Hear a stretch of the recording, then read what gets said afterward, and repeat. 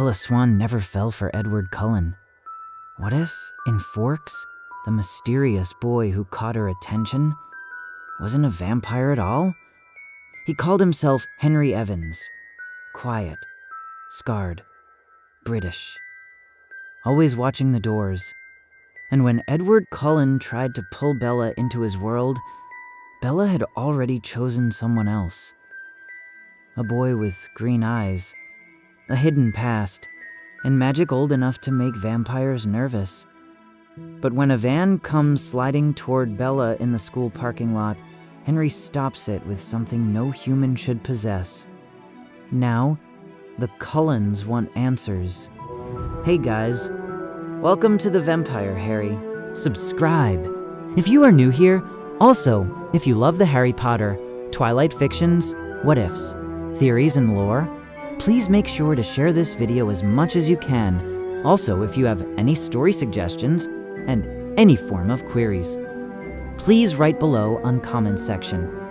Now, let's start. Forks did not so much arrive as accumulate.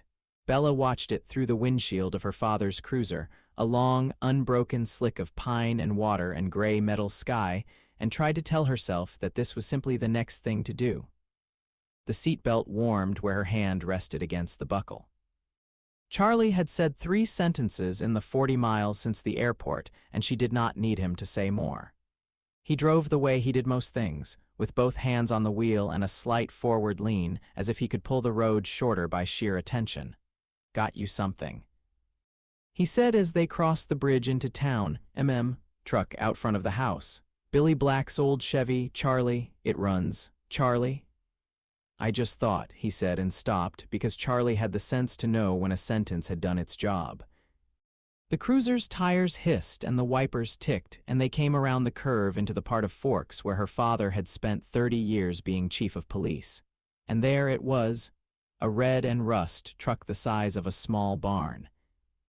Planted in front of a small white house with the porch light on against the 4 o'clock dark, she loved it instantly, and she did not say so. She thought Charlie probably knew. It's perfect, she said. He cleared his throat. Good, the house had not changed. 2 upstairs bedrooms, the smaller one hers since she was 9 and they had stopped pretending Renee would come back. A bathroom with a sink that whistled if you ran it too hard. A staircase whose 3rd step still complained when she stood on it. Charlie had put fresh sheets on her bed and laid a folded towel on the dresser, and seeing this small evidence of his trying made her have to look out the window for a moment. She unpacked. She called her mother. She said the things daughters say to mothers who worry that they have given a child away. She ate spaghetti at the kitchen table with Charlie and listened to him talk about the football team, and at 9 he stood up, washed his plate in the sink, said good night, and left her with the rain on the kitchen window. The next morning the sky was the color of a wet stone. She drove the Chevy to school and parked it among the small foreign cars in the lot, and the engine, when she killed it, gave a slow tubercular sigh and settled into ticking. Forks High School was a series of low buildings the color of old teeth. She found the office. She filled out a form. A secretary who smelled faintly of menthol cigarettes handed her a printed schedule and a hand-drawn map of the campus and told her, with the practiced cheer of a woman who had been telling new students this for 30 years, to have a wonderful first day. The hallway smelled like wet wool and chalk. People looked at her. People in small towns always look. She kept her chin up and her eyes forward, and she found her first class. By 3rd period she had been adopted by a girl named Jess, who did most of the talking, and a boy named Mike Newton, who did most of the looking, and a girl named Angela, who did most of the seeing. By lunch she was sitting at a long table with 8 strangers, half listening, half watching the rain on the cafeteria windows, when she realized that one of the people 2 tables over was looking at her in a way that did not feel like ordinary curiosity. There were 5 of them, all at the same table, all so beautiful in the same chilly, painterly way that her brain at first refused to register them as separate people. A small, dark-haired girl, grinning at something private. A blonde boy who held himself like a soldier on a smoke break. A blonde girl whose face would have stopped traffic anywhere on Earth. a huge, dark-haired boy beside her, easy and amused. And one more, slimmer than the big one, with a copper brush of hair and a face that was not, she thought, looking at her so much as sorting through her, the way a man at a checkout might sort through change. "Who are they?" she said quietly to Jess. Jess made a small, delighted noise. "Cullens. You'll see them in some of your classes. They live with Dr. Cullen, the doctor up at the hospital. He and his wife adopted all of them. They're all together, like together, except for Edward. He's the one looking at you. He doesn't date. Apparently nobody around here is good enough." Bella said. She did not look back. She had biology after lunch. She had not until she walked into the room and saw the only empty seat, considered that the universe might not be done with her for the morning. Edward Cullen sat at the lab table at the back, not moving, not breathing, looking at her with an expression that her brain tried to read as several different things in succession and failed at all of them. She walked to the table. She put her bag down. She sat. He went very still. She did not look at him. She unzipped her bag, took out a notebook, took out a pen. The hair at the back of her neck stood up in the way it would have if she had been alone in a forest at twilight. She turned a page. She wrote the date. Across the room, Mr. Banner was talking. She could not hear a word he said. She did not look at Edward Cullen. She did not, very carefully, look at him. She knew, with a clarity that did not feel like her own, that if she did, something would happen that she would not be able to take back. She kept her eyes on the page in front of her. She wrote the date again, beneath the first date. She wrote the date a third time and recognized that she was being strange. She put the pen down. After what might have been 10 minutes or might have been an hour, Edward stood up so abruptly that his stool scraped. He went to Mr. Banner. He spoke briefly. Mr. Banner shrugged. Edward picked up his bag, left the room, and did not come back. Bella exhaled. The rest of biology happened around her in the way that rooms do when you are not in them. At the bell, she gathered her things and walked down the hall and out the front doors of the school into the afternoon, which had brightened from stone gray to old pewter, and stood on the steps for a moment with her face turned up to the rain. "You'll get wet," somebody said behind her. She turned. He was leaning against the brick by the door, hands in the pockets of a black canvas jacket, hood down. Dark hair the rain had put into untidy curls along his forehead. A pale forehead, a thin scar over the right eye that she did not notice for another half-second. Glasses speckled with rain, behind which a pair of eyes the green of bottled glass examined her with friendly attention. "Already am," she said. "Fair," he said. He glanced up at the sky. "Is it like this every day? You'd have to ask my dad. He's local." "Yours? You're not. I just moved here." "Yesterday from Phoenix," he winced sympathetically. "Brutal. You, 2 weeks ago, from, well, east." He did not say from where. He said it the way somebody says a word he has been practicing. She studied him. He had an accent she could not quite locate, clipped consonants, soft vowels, something the sun had not been at for a while. "What's your name?" she said. "Henry. Henry Evans. Henry Evans." "Bella," she said. "Swan. I know." He said and immediately blushed, which was not something she had expected to find charming. "Sorry, the whole school knows. New girl. There's a competition. You won." She laughed. She had not, she realized, laughed in 2 days. "I have history next," she said. "Building 4, he said. "I have it too, Mr. Mason. Walking." They went down the steps together. He did not pull a hood up against the rain, neither did she.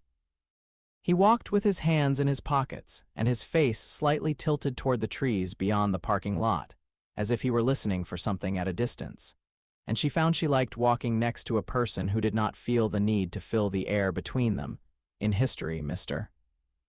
Mason gave them a seating chart. She was placed near the windows. He was placed 2 rows behind her. She did not turn around. Later, when she rose at the end of class, she found him already standing at the door. He held it open for her with the unconscious ease of somebody who had been raised on certain manners and had stopped being able to switch them off. "Tomorrow," he said in the hallway. "Tomorrow what? Lunch. You looked bored at your table today." She felt herself smile before she felt herself decide to. "Tomorrow," she said. She drove home. She made dinner, fish, because Charlie kept catching it. She froze half. She did her homework at the kitchen table while Charlie watched a basketball game in the living room and pretended he wasn't checking every 15 minutes that she was still there. At 10, she went up to her room and lay in the narrow bed and listened to the rain on the roof. She thought about Edward Cullen for one quick uneasy moment and then put him away from her, the way you put away a thing in a drawer you do not intend to open. She thought about Henry Evans instead. She thought about the bottle-green eyes and the scar and the way he had said East as if it had cost him a coin he could not afford, and the way he had stood with his hands in his pockets in the rain as if he had nowhere else in the world he needed to be. She thought, he is hiding something.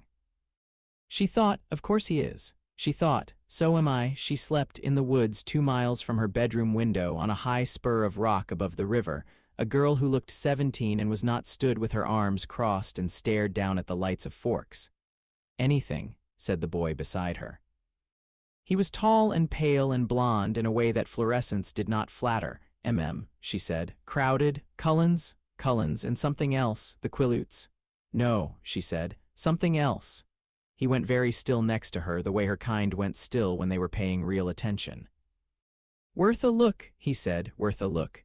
She did not move for a long time. The wind brought up to them the smell of cold pine, of wet stone, of a town full of small lives.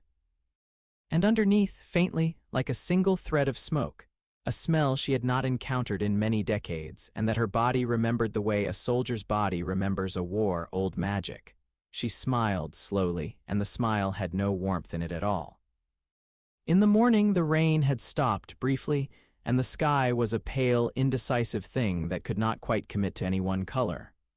Bella drove to school again. She parked next to a small silver hatchback.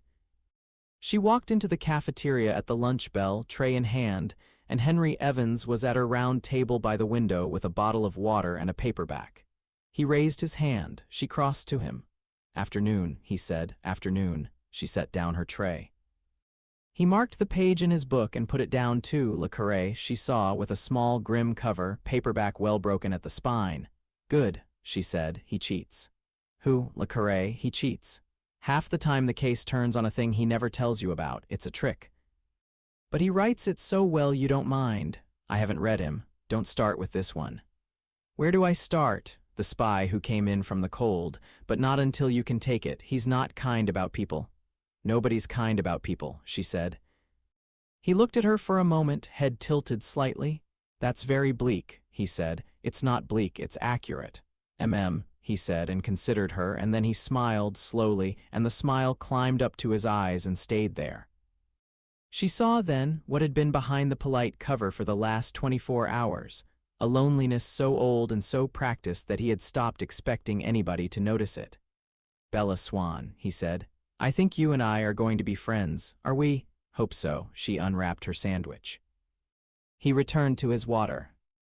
They ate and they did not talk much, and when they did talk it was about books and rain and the particular sad geometry of small high school cafeterias, and across the room, 2 tables over by the windows. 4 very still and very beautiful people sat in an arrangement that did not include a copper-haired boy at all. The 5th Cullin, the one who had bolted out of biology like a man with the building on fire, was conspicuously absent. He was not absent for long. Edward Cullen returned to school on Friday.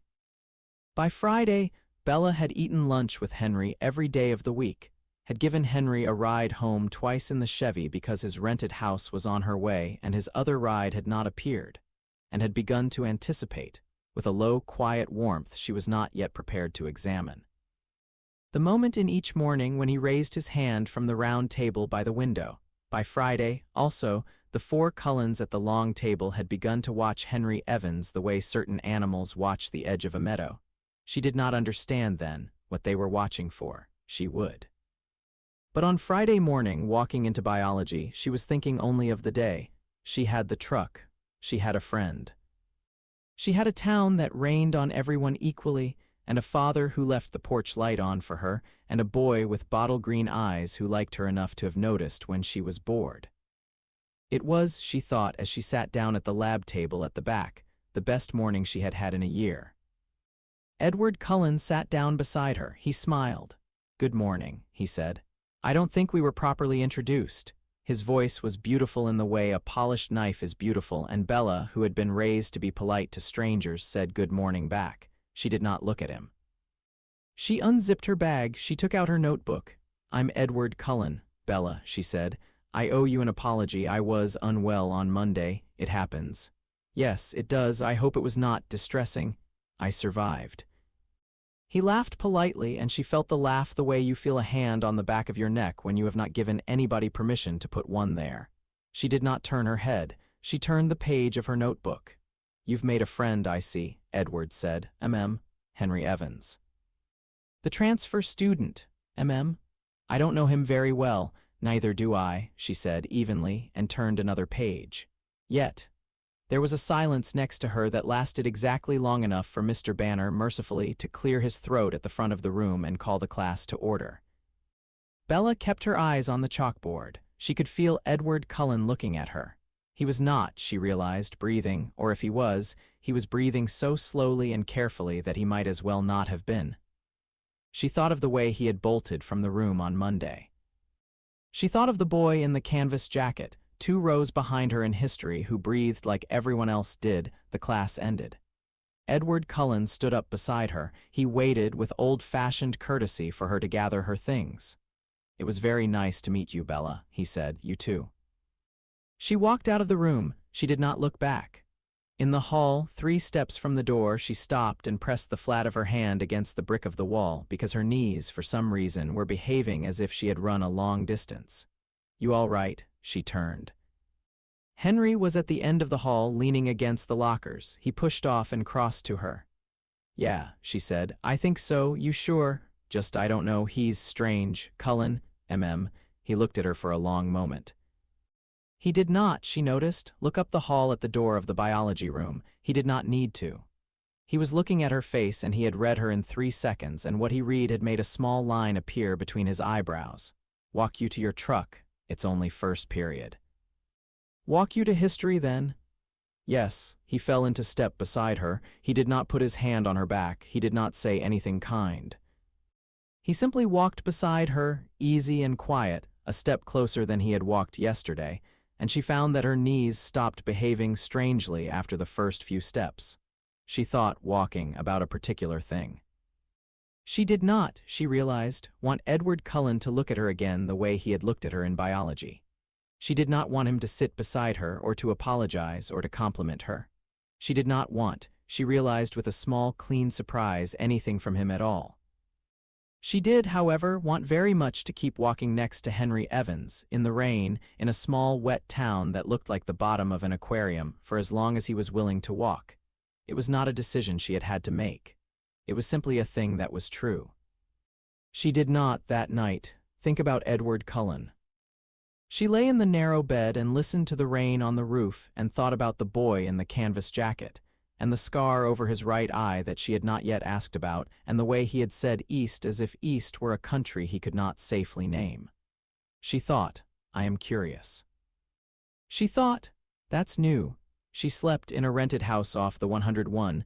A young man with a thin scar over his right eye sat at a small kitchen table with a teacup in front of him and a piece of folded parchment in his hand. The parchment had arrived in the manner that parchment arrived for him, which was to say silently and without warning, materializing on the kitchen table when he turned his back to the kettle. He had read it 3 times. It said, "We have heard, be careful." He folded it. He set it on the table. He looked through the small window over the sink at the dark, wet pine beyond the backyard, and for a long moment he did not move. Then he stood up, opened the back door, and walked out into the rain. He stood at the bottom of the back steps with his hands in his pockets, and he turned his face up to the sky, and he closed his eyes, and he listened. The rain on the leaves. The river on its bed 2 ridges down, wind in the tops of the firs. And, distant, faint, almost lost in the rest of it, the sound a person made when they were standing very still and being very careful not to make any sound at all. He listened until he was sure of where it was. He opened his eyes. He looked, calmly, at a high spur of rock above the river 2 miles east of the house, where, even in this dark and this rain, a person with very good vision could just make out the shape of a girl standing with her arms crossed. He raised one hand, slowly, in greeting. The shape on the spur did not move. Henry Evans went back inside, locked the door behind him, sat down at the table, picked up the cup of tea, and resumed exactly the position he had been in 5 minutes before. After a while, he picked up the parchment again and held it, and did not read it. The kitchen smelled of bergamot and hot water and the faint dry char of an old fireplace. In the small white house on the other side of town, Bella Swan turned in her sleep and dreamed that she was walking down a long corridor with Henry Evans beside her, and the corridor had no end, and she did not, for the first time in months, feel that this was a problem. The week settled. The rain did not. By Tuesday they were walking together to Trig because Trig came after lunch and they were both at the round table by the window anyway. By Wednesday they had stopped pretending it was an accident. By Thursday Mike Newton had begun to give Henry the kind of look a young man gives another young man when he has worked out that he has lost a contest he had been hoping to enter. And Jess had begun to give Bella the kind of look a girl gives another girl when she has decided to enjoy the show even though she had cast herself in the lead. Bella did not particularly notice. She was busy. She was busy noticing things about Henry Evans. The first thing she noticed after the eyes and the scar was that he ate one meal at school each day and the meal was always the same, a sandwich made at home, plain, and a bottle of water. She asked him about it on Wednesday, and he said, with some surprise, as if he had not realized that anybody was looking, that he had grown up in a place where food had not always been guaranteed, and he had never quite gotten over the habit of treating it like weather. He said it the way a man might admit that he was afraid of a particular small thing, dryly and without seeking pity, and she changed the subject because she could see it cost him.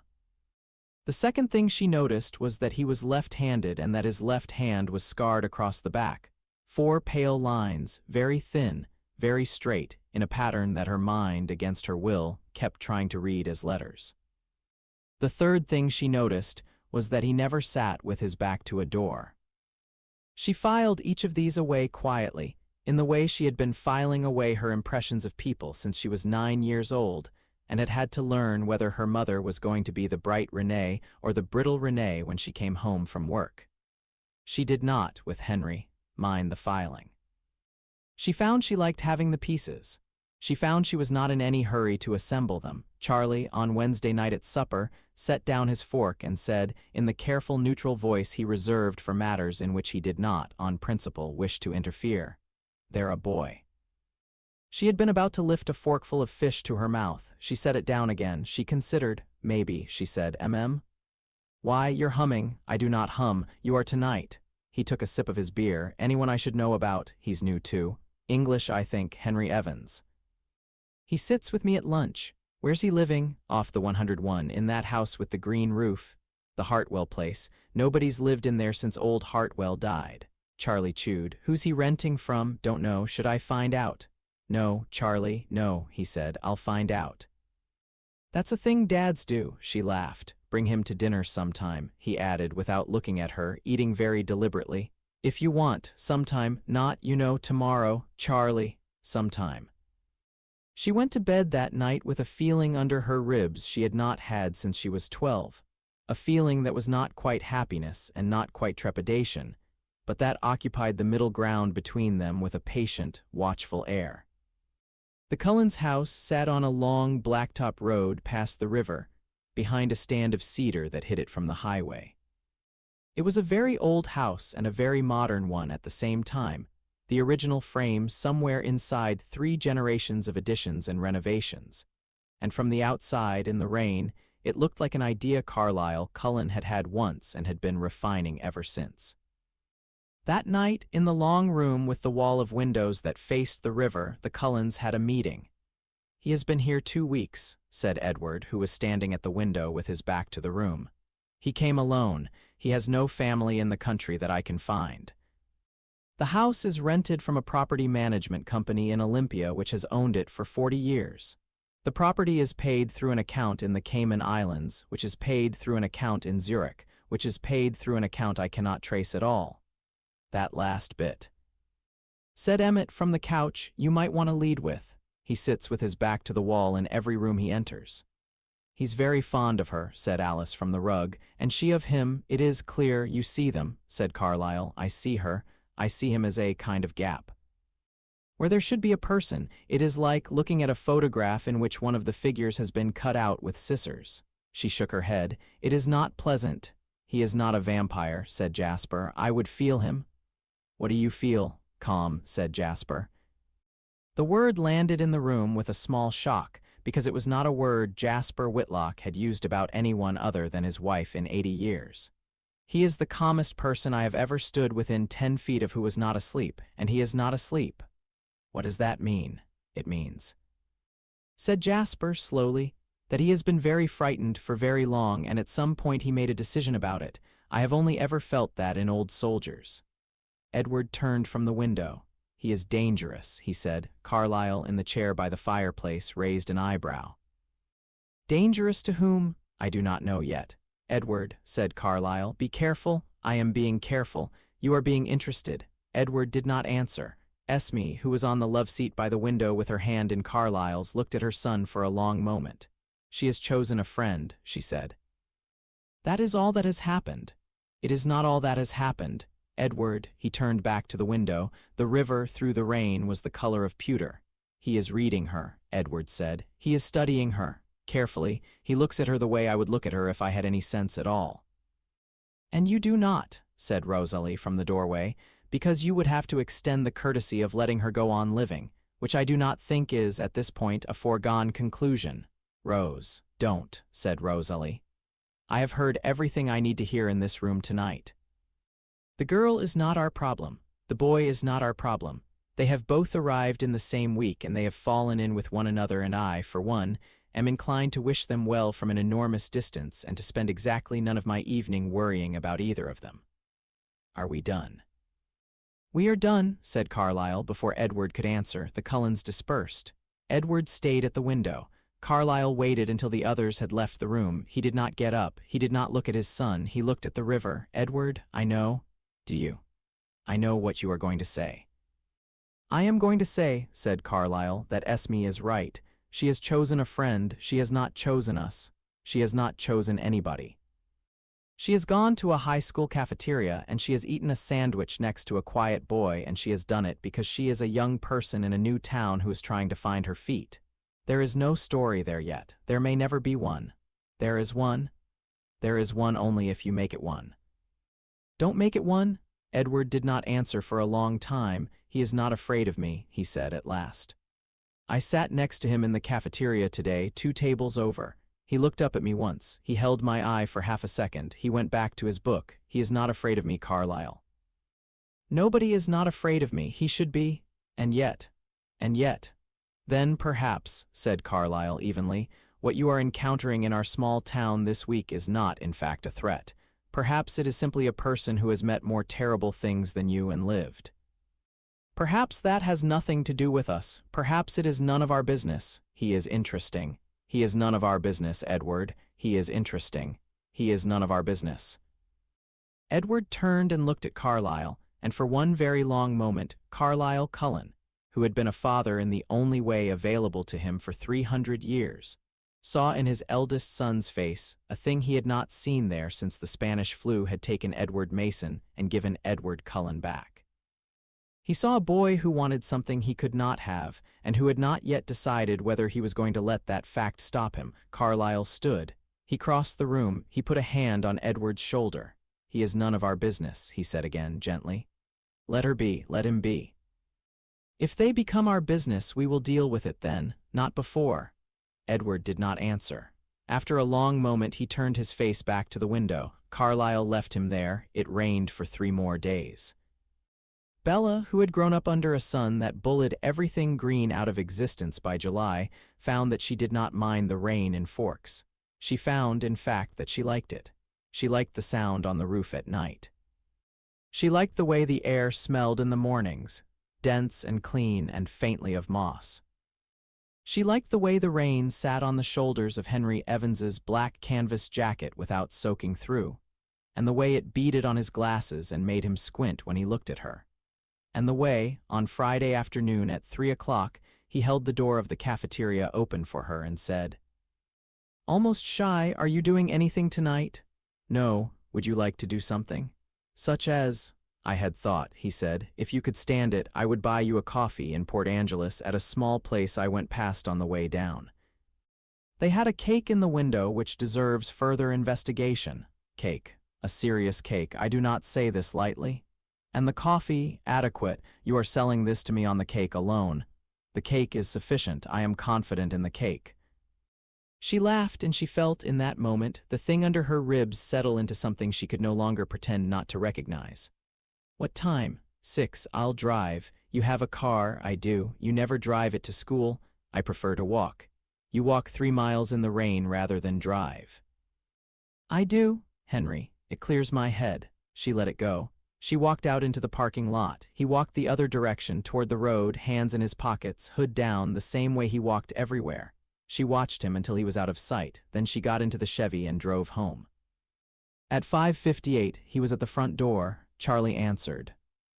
Bella, on the stairs, halfway down, watched her father shake the hand of a young man with rain in his hair and a thin scar over his right eye, and she watched her father's face do the small, careful series of judgments her father's face did when he was meeting somebody on her behalf. And she watched her father's face arrive after a long second at a verdict, and she watched her father, who was a man of very few words, give that verdict in the form of a small nod. Henry, said Charlie. Sir, don't sir me. Charlie, where are you taking her? Port Angeles. There is a small cafe. We will be back by 10. 11 is fine. 10 is what I said. Charlie raised his eyebrows. All right, he said. 10. Bella came down the rest of the stairs. Henry looked at her. He did not say anything stupid about how she looked. He simply looked at her in a way that was warmer than words, and then he held the door open for her, and they went out together into the rain.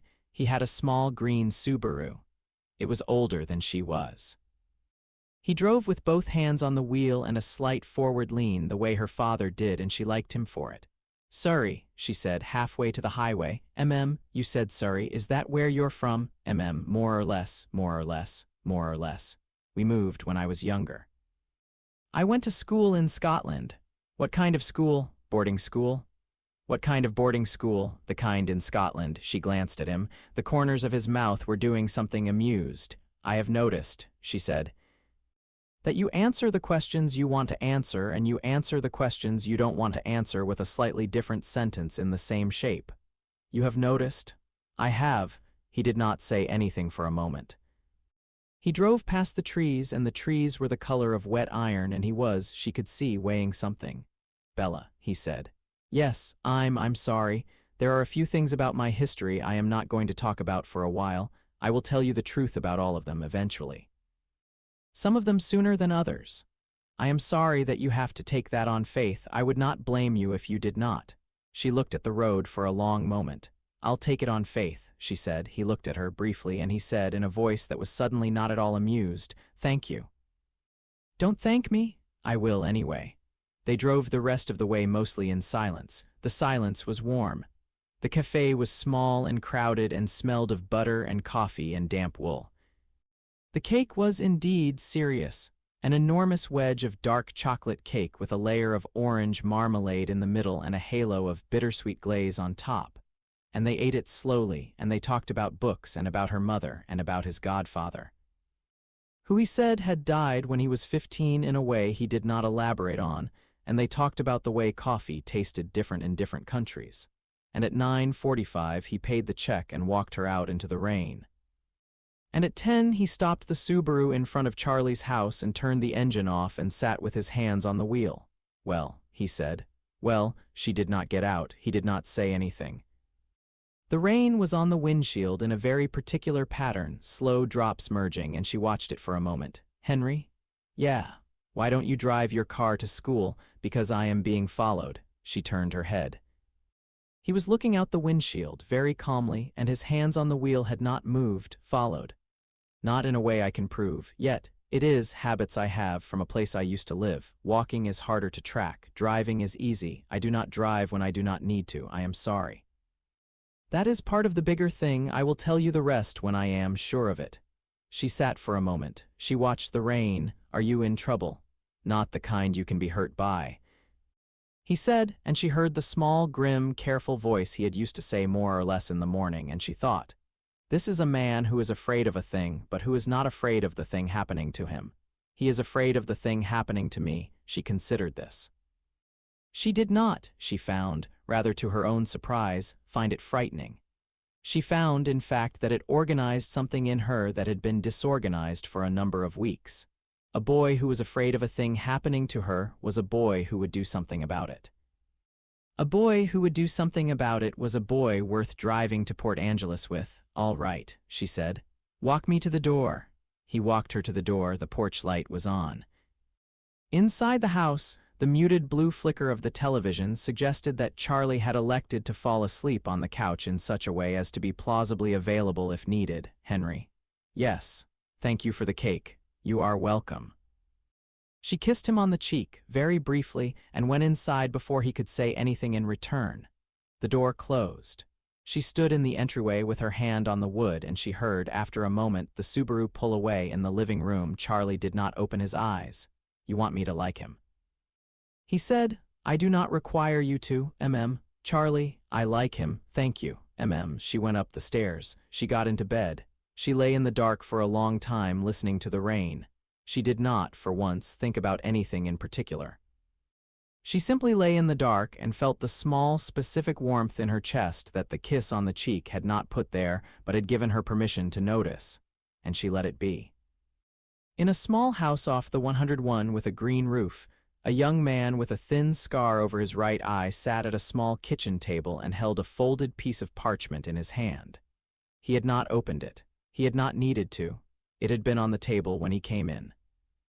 Outside, somewhere on the long ridge above the river, 2 miles east, a girl with red hair stood with her arms crossed and looked down at the lights of Forks and did not move. He set the parchment down. He stood. He went to the kitchen door, which was not, properly speaking, locked, and he passed his hand across the frame and he said 3 words quietly. And the door and the windows and the small back porch and the stretch of yard between the house and the trees, all of them at once, did a small invisible thing that would not be recognizable to anybody who could not have done it themselves. Then he sat back down at the table. The parchment on the table had 3 words on it. The words were, "She is sound." He read them 3 times. He folded them.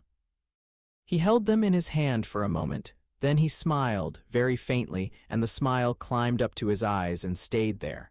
The morning of the van was cold. It had not snowed in Forks in 7 years, and it did not snow that morning, but the rain had frozen on every flat surface in town overnight, and the cars in the school parking lot stood in their assigned spaces under thin shells of ice. The air smelled of metal and wet pine. Bella, walking from the Chevy toward the front doors with her bag on one shoulder, slipped twice on the asphalt and steadied herself against the side of her own truck and laughed at herself and walked on. At the back of the lot, Henry Evans stood by a row of trees with his hood up against the wind, talking to a tall girl in a green Seattle Sonics jacket whose name Bella did not know. She watched them for a moment from across the rows of cars. The girl said something. Henry laughed. He had a good laugh. A great deal of what Bella remembered afterward about the next 9 seconds came back to her in pieces and not in order. She remembered the tall girl turning her head. She remembered Henry's laugh stopping mid-sound. She remembered with absolute clarity the look on Henry's face, not the one he wore at lunch and not the one he wore in the rain, but a third one, a face she had never seen, a face that was awake in a way no other face had ever been awake near her. She did not, in those 9 seconds, hear the engine of Tyler Crowley's blue van as it came up the row toward her on the ice. She did not hear it because the engine was screaming and she was looking at Henry's face and her brain had not yet sorted what was happening.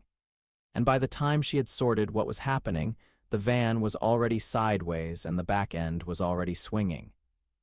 And there was a flat black wall of metal and tire coming at her at a speed that the ice and the bad steering and Tyler Crowley's panicked foot on the brake were jointly producing. And she had time, her body had time. Only to have the small, absurd thought that she had not finished a book she had been reading the night before, and that this was a stupid thing to die on. What happened next she had to reconstruct later in fragments, as her body did the thing the body does when a thing happens to it that it has not given permission for. There was a sound. The sound was not the van. The sound was a thump in the air, like a single beat of a very large drum, somewhere behind her left ear. The air around her did a thing she could not quite see, a kind of warping, the way air does over a hot road in summer, and the warping had a shape, and the shape was between her and the van. The van hit the shape. The van hit the shape, and it stopped moving forward, and it began moving backward. And as it moved backward, it folded, the front grille pleating like an accordion, the hood buckling up and to the left, the windshield veining and going opaque all at once. And the back of the van rotated up off the asphalt, and the whole vehicle rose, 2 feet, 3 feet, 4 feet, hung for a strange suspended quarter-second in the freezing air, and dropped. It dropped not on her. It dropped beside her, 1.5 feet from where she stood, and bounced once on its broken suspension and was still. And the smell of antifreeze and burnt rubber filled the parking lot, and Bella Swan, who had not moved, who had not, in fact, been able to move, who had been held in place for the entire 9 seconds by something invisible that had her at the small of the back, found that her knees, at last, agreed to fail her. She sat down on the asphalt. There was a long, thin line of melted ice on the pavement around her in a circle, perfectly round, 3 feet across, with her at the center. Bella, he was beside her. She had not seen him cross the parking lot. He was beside her. He was on one knee on the wet asphalt, and his hand was on her shoulder, and his face was the same third face she had seen across the lot before the van, the face she had not known he had, and his eyes, green, behind glasses that were not, she noticed. Fogged in the cold, were doing a sweep up and down the front of her body, the way a soldier looks at a wounded man. "Bella, look at me. I'm fine. Look at me." She looked at him. "Wiggle your fingers." She wiggled her fingers. "Both feet." She moved both feet. "Are you in any pain?" "No."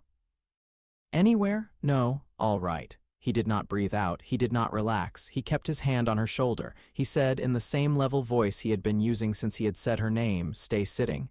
There is going to be a great deal of shouting in the next minute." What was later? Yes. Later, there was a great deal of shouting in the next minute.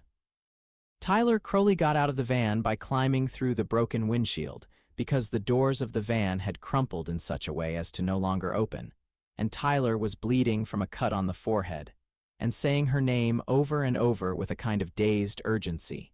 And Mr. Banner from biology was running across the parking lot with his coat unbuttoned, and somebody was on a cell phone, and somebody else was screaming for an ambulance, and somebody else was praying. In the middle of it all, Bella Swan sat on the asphalt with her shoulder under Henry Evans's hand, and saw, 50 yards away across the parking lot, Edward Cullen, standing perfectly still beside the door of his silver Volvo, looking at Henry Evans with an expression she did not at first know how to name, and then she did know how to name it, and the name was rage. The hospital was busy. It was busy because Tyler Crowley needed 12 stitches across the forehead and a CT scan. It was busy because 2 other students who had been near the van had been hit by sliding pieces of debris and had each broken a wrist. It was busy because the paramedics had insisted on bringing Bella in despite her insisting that she was fine. And the doctor on call, Edward Cullen, had quietly directed that she be put in a curtained bay at the end of the emergency department and seen first. Henry came in with her in the ambulance. The paramedics had not wanted him to. He had said one short sentence to them very quietly, and they had agreed. Edward Cullen swept the curtain aside. He was tall and pale and beautiful in a way that was not quite an insult to the rest of humanity, but came close. He wore a white coat over a dark shirt and a striped tie. He carried a tablet under one arm.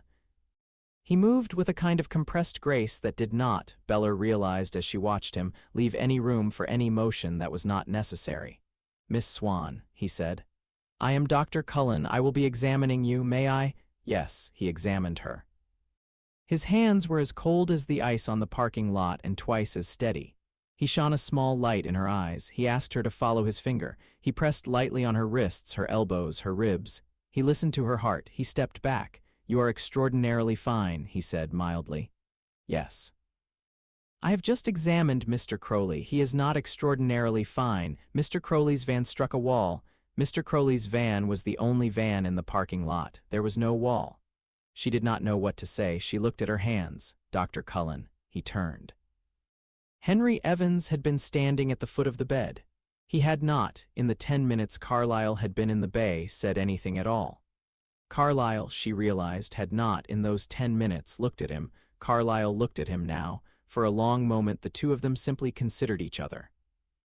Bella, watching, had the strong sense that something passed between them that she could not see, a small, precise series of recognitions. The kind of communication two people can have when both of them have spent a long time learning to read what is behind a face. "Mr." said Carlyle mildly. "Evans, Mr. Evans, thank you for coming in with her. Thank you for treating her so quickly. I had heard. I imagined you might have. My son was in the parking lot. Yes, he is very interested in what happened. I imagine he is." Carlyle looked at Henry for one more long moment, and then he looked at Bella, and his face, which had been doctor-neutral and pleasant, did a small private thing she had not been meant to see. "Miss Swan," he said, "I would like to keep you here for 1 more hour simply for observation. Your father has been called. I will release you to him when he arrives. In the meantime, Mr. Evans, perhaps you might step outside with me for a moment. There is something I would like to ask you about Mr. Crowley's van." Henry looked at Bella. "Go," she said. "I'm fine, really, go." He went. The curtains swept closed behind them. Bella lay in the bed and listened to the murmur of voices in the hallway, too low to catch the words. She closed her eyes. She did not sleep. She thought about the warping of the air and the round patch of melted ice around her on the pavement, and the look on Henry's face across the parking lot, and the look on Edward's face across the parking lot, and she lay very still and let her brain do its filing in peace. Charlie arrived 20 minutes later. He came into the bay in his uniform and stopped at the foot of the bed and stood there for a moment, hands at his sides, and did not say anything. She sat up. "I'm fine, Dad. I see that. Really, Charlie? You'll forgive me," he said quietly. "If I take a minute," she was quiet. He took a minute. After a while he came around to the side of the bed and sat down in the chair and put his hand briefly on top of hers. "All right," he said. "Let's go home." In the parking lot of the hospital, in the freezing rain, Edward Cullen stood with his hands in the pockets of his coat and watched the doors. He had been there for 40 minutes. He had not, in those 40 minutes, moved. Behind him, leaning against the silver Volvo, Carlyle Cullin waited, with the patience of a man who had been waiting for things for a very long time and had stopped finding the wait in itself interesting. The doors opened. Henry Evans came out first. Charlie Swan came out behind him with his arm around Bella, who walked under her own power and was clearly arguing about being walked. Charlie helped her into the cruiser. Henry stood at the curb. He spoke briefly to Charlie. Charlie nodded. Charlie got into the cruiser. The cruiser pulled away. Henry stood on the curb and watched it go. "Mr. Evans," he turned. Edward Cullen had crossed the lot. He was standing 6 feet away. The two young men looked at each other in the freezing rain, and for a long moment neither of them spoke. "You are interested in something I would like to ask about," said Edward evenly. "Mr. Cullen, Edward, I am not interested in answering, but I will anyway, briefly. Once, I will not do it twice. I would not ask twice, then ask." Edward considered him for a moment.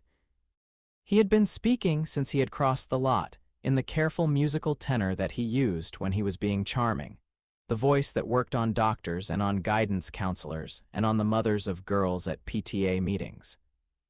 The voice that was a thin, polite veneer over the older, harder voice he used when he was alone with his family. Henry Evans was not paying any attention to the veneer. Henry Evans had heard the older, harder voice before he had walked across the parking lot and was waiting for it. "What are you?" said Edward. "Old." "That is not an answer. It is the answer to the question you asked. Try again. Ask better." Edward's mouth did a small, quick thing. "What did you do?" "What was needed." "I am perfectly capable of doing what is needed for her. Are you?" Edward took half a step forward. He stopped. Henry Evans, standing in the rain in his black canvas jacket with his hands in his pockets and a thin scar over his right eye, had not moved at all, but the air between them had changed in a small specific way that Carlyle Cullen, 10 yards away by the Volvo, recognized at once. Carlyle Cullen straightened off the door of his car. "Edward," said Carlyle quietly. "I have her in my mind, you know," said Edward softly to Henry.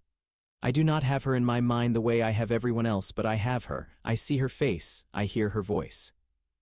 I know what she had for breakfast every day this week. I know which page of her book she is on. I know the rhythm of her heart. You have not yet found out that she does not like the smell of basil, and I have known that for a week. Are you proud of that? I am informing you. I am ignoring you." Edward's eyes flickered. "You are not what you appear to be," he said. "Neither are you. She does not know. She knows enough. She does not know everything. Neither do you." Carlyle Cullen, who had been watching this conversation in much the way a man watches two electricians work on a live wire, stepped forward. He did not put a hand on Edward's arm. He did not need to. Edward stepped back. Carlyle came up beside his son and looked for the first time properly at Henry Evans. "Mr. Evans," said Carlyle, "forgive my son. He has had a startling morning. He has. You handled the van." "I did. You handled it very well, thank you. There will, of course, be questions." "There always are." Carlyle's eyes did a small thing she would have recognized if she had been there, as the doctor face again, the one that did not want to be read. He held Henry's gaze for a long moment, then he nodded once formally. "My family and I would be honored," he said. "If you would join us for dinner, I am flattered. Saturday evening. This Saturday, I will come. You will be safe in our house." "I would not have said yes if I would not be." Carlyle's mouth did a small almost smile. "No," he said, "I do not suppose you would." He inclined his head, he turned, he walked back toward the Volvo. After a moment, Edward turned too. He paused. He looked back over his shoulder. "She does not belong to you," he said very quietly. "She does not belong to anybody," said Henry Evans just as quietly. "I am the first person in this town to have noticed." Edward looked at him for one more second. He turned. He got into the Volvo. The Volvo pulled out of the parking lot and was gone. Henry stood in the rain for a moment longer. He let out a breath he had been holding for what felt like several minutes. He pulled his hood up. He walked. It was a long walk back to the house off the 101 in the freezing rain, and he did not, in the 4 miles, hurry once. Bella was on the porch. She was on the porch when he turned up the gravel drive at 6 o'clock. Sitting on the top step with her knees drawn up and her arms around them and a borrowed coat from her father over the top of her own. The rain had let off. The clouds were going from iron gray to charcoal as the sun, somewhere behind them, gave up on the day. She watched him come up the drive, and she did not stand up. He stopped at the bottom of the steps. "Bella, hi." He looked at her for a moment. "How did you get here? Drove?" "Charlie, no." "Charlie is at work. He said I had to stay in the house. I am staying on a porch on the front of a house." Pedantic. Selectively. He looked at her for a moment more. He looked, she thought, more tired than she had ever seen him. "May I sit?" "You may." He came up the steps. He sat down beside her on the top step, 2 feet of space between them, his elbows on his knees and his hands loose between them. He did not look at her. He looked out across the small yard at the gravel drive and the trees beyond it. The light was almost gone. "You are not going to tell me?" She said that what happened in the parking lot was an ordinary thing. "No, you are going to tell me instead that you are not yet ready to tell me what happened in the parking lot." "Yes," she nodded slowly. "Henry?" "Yes. Are you going to be ready eventually?" "Yes, soon, soon." I want to be sure of you first. It is not a test. It is not a thing you have to pass. It is a thing about me. I have told this, what I have to tell, to one person in my life who was not already in it. It went very badly. The person was in danger because of it. The danger came from me, and it came at her, and she nearly did not survive it. I have not, since then I have not, I do not, I am sorry, I want to tell you, I want to be able to tell you, I want to be able to tell you tomorrow, I cannot yet, I will soon. I am asking you for 2 more weeks, maybe 3, I am asking you to wait. She did not, for a long moment, say anything. She had not, when she had driven over, known what she would say to him. She had sat on the porch for half an hour waiting for him to come back, and she had gone over and over in her head the things she was going to ask. And she had run through every reasonable demand a young woman in her position might reasonably make of a young man who had stopped a van with what she suspected, at the very least, was not physics. She had had a list. She looked at him. He had taken his glasses off and was holding them in both hands by the wire bridge between his knees. He was not crying. He was not, she thought, very far from it. The thin scar over his right eye in the porch light was the color of an old white wax. She put her hand very lightly on the back of his. "All right," she said. He looked up at her. "All right? 2 more weeks. Bella, 2 more weeks. I want you to know that I am not stupid. I want you to know that I saw what I saw. I want you to know that I am not afraid. I am curious. I am, in fact, slightly thrilled, if you want to know, which is not something I have ever been before in my life and which I am going to need to think about. I am not asking you to apologize for being whatever you are. I am not asking you to fix it. I am asking you to do the thing you said you would do. Tell me when you are ready. I will wait. I am the most patient person I know. I waited 18 years for my mother to remember my birthday on the right day. I can wait 2 weeks." He looked at her for a long second. Then he laughed once, a small, grateful exhalation, and he put his glasses back on, and he turned his hand under hers and laced his fingers through hers, and they sat there for a long time on the porch, in the failing light, not moving and not speaking, the cold rising slowly off the wet boards under them. In the kitchen of the small white house, behind the screen door, Charlie Swan, who had come home 5 minutes earlier than he had said, and had stopped in the kitchen at the sight of his daughter and the boy on the porch with their hands together, set down the bag of takeout he had brought home and stood for a long moment in the dark and watched them. He did not interrupt them. He was still standing there 10 minutes later when at last Henry Evans stood, said something quiet to Bella that Charlie could not hear, kissed her once on the top of her head, and walked away down the gravel drive into the dark. Charlie Swan, who was a man of very few words and very long silences, said one word very softly to himself in the dark of his own kitchen. The word was, "Well." Then he picked up the bag of takeout and he turned on the kitchen light and he put the kettle on for his daughter. The Cullens' house had a long blacktop drive that had not been intended to be welcoming, and Henry Evans, walking up it on Saturday evening with his hands in the pockets of his jacket and a bottle of wine under one arm, was conscious of the fact that the drive was doing the job it had been built to do. He had not, in his life, been the kind of guest who showed up empty-handed. The wine was a small Catalan red that the woman in the shop in Port Angeles had sworn he could not go wrong with. He did not know whether the Cullens would drink it. He had a sense that they would, in a manner of speaking, appreciate the gesture, and a sense that the appreciation would have less to do with the wine than with the gesture itself. The house came up out of the trees in the way the woman in the shop had described, long and low, and a great deal of glass facing the river, which at this time of year was the color of a knife blade in the dusk. Carlyle Cullin opened the door before Henry knocked. "Mr. Evans, Doctor, come in." "Welcome." The hall was warm. Warm not from a fire, there was no fire, but in the design sense, the way a room is warm when somebody who is not a vampire has loved it for many years. Esme Cullin had loved this hall. There were rugs and a low side table with a bowl of pine cones on it, and a coat tree of the kind Henry had not seen since he had stayed in a stone cottage in Devon when he was 9, and the air smelled, faintly, of beeswax. He gave the wine to Carlyle. Carlyle accepted it gravely. "Thank you. We will enjoy this. Will you, in time?" Henry's mouth did a small thing, thought so. "Come and meet my family." They were in the long room with the wall of windows. They had arranged themselves in a way that was not, at first, obviously an arrangement. And Henry, who had spent the last 6 years of his life walking into rooms full of people who were arranged, took a half-second on the threshold to read the geometry. Esme was on the love seat by the window with a book in her lap, the book actually open, the page marked in a way that suggested she actually intended to come back to it. Alice was on the rug at her feet, cross-legged, a small gray kitten in her lap that she did not, until the moment Henry stepped into the room, look up from.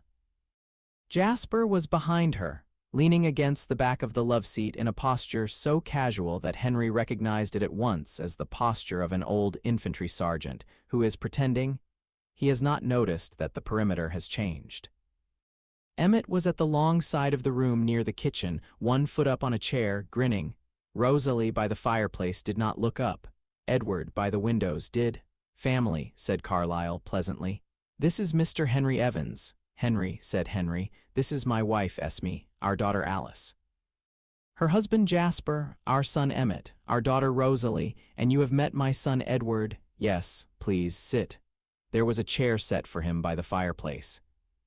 He noticed, because it was the kind of thing he had noticed for 6 years, that the chair had been placed at an angle that allowed him to see all 4 exits of the room at once, and that nobody had drawn his attention to this fact. He sat in the chair. He thanked Esme when she rose to take his jacket. He folded his hands in his lap. For a moment nobody spoke. "Well," said Emmett brightly, "this is awkward, Emmett." "What, it is? We can sit here and pretend, or we can talk. I vote talk, Emmett." "Henry, buddy, what are you?" "Not a vampire," said Henry mildly. Emmett laughed. The laugh was loud and warm and entirely unforced, and Henry, who had come in expecting to find this room a great deal harder to be in than it was turning out to be, felt his shoulders drop half an inch under the canvas jacket. "Alice says she can't see you," said Emmett. "Jas says you're the calmest thing he's ever stood next to. Edward says he can't read you.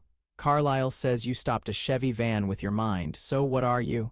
"I am a wizard." The word fell into the room and sat in the middle of the room and looked around. Esme, on the love seat, set down her book. "I am sorry," said Carlyle. "Could you say that again?" "A wizard. A practitioner of magic. We are a small population. There are perhaps 150,000 of us in the world, give or take. We have a culture, a government, schools, a sport, an unfortunate fondness for robes, and a number of treaties with, among other groups, vampires. The treaty with vampires was signed in 1689 and is administered, on our side, by the Department of Magical Beings and Beasts, and on yours, by what was at the time of signing the Roman Vampiric Council. I am told you call yourselves the Volturi now." He paused. He looked at Carlyle. "You did not know any of this." "I did not." "That is surprising. The treaty was specifically held to bind your kind. I was given to understand that the Volturi had passed the relevant clauses on to all surviving covens." "We do not, I am embarrassed to say, we do not have especially close contact with the Volturi." "That is becoming clear. Will it cause us trouble? For you to have not known?" "No, the trouble was theirs to give." Carlyle considered this.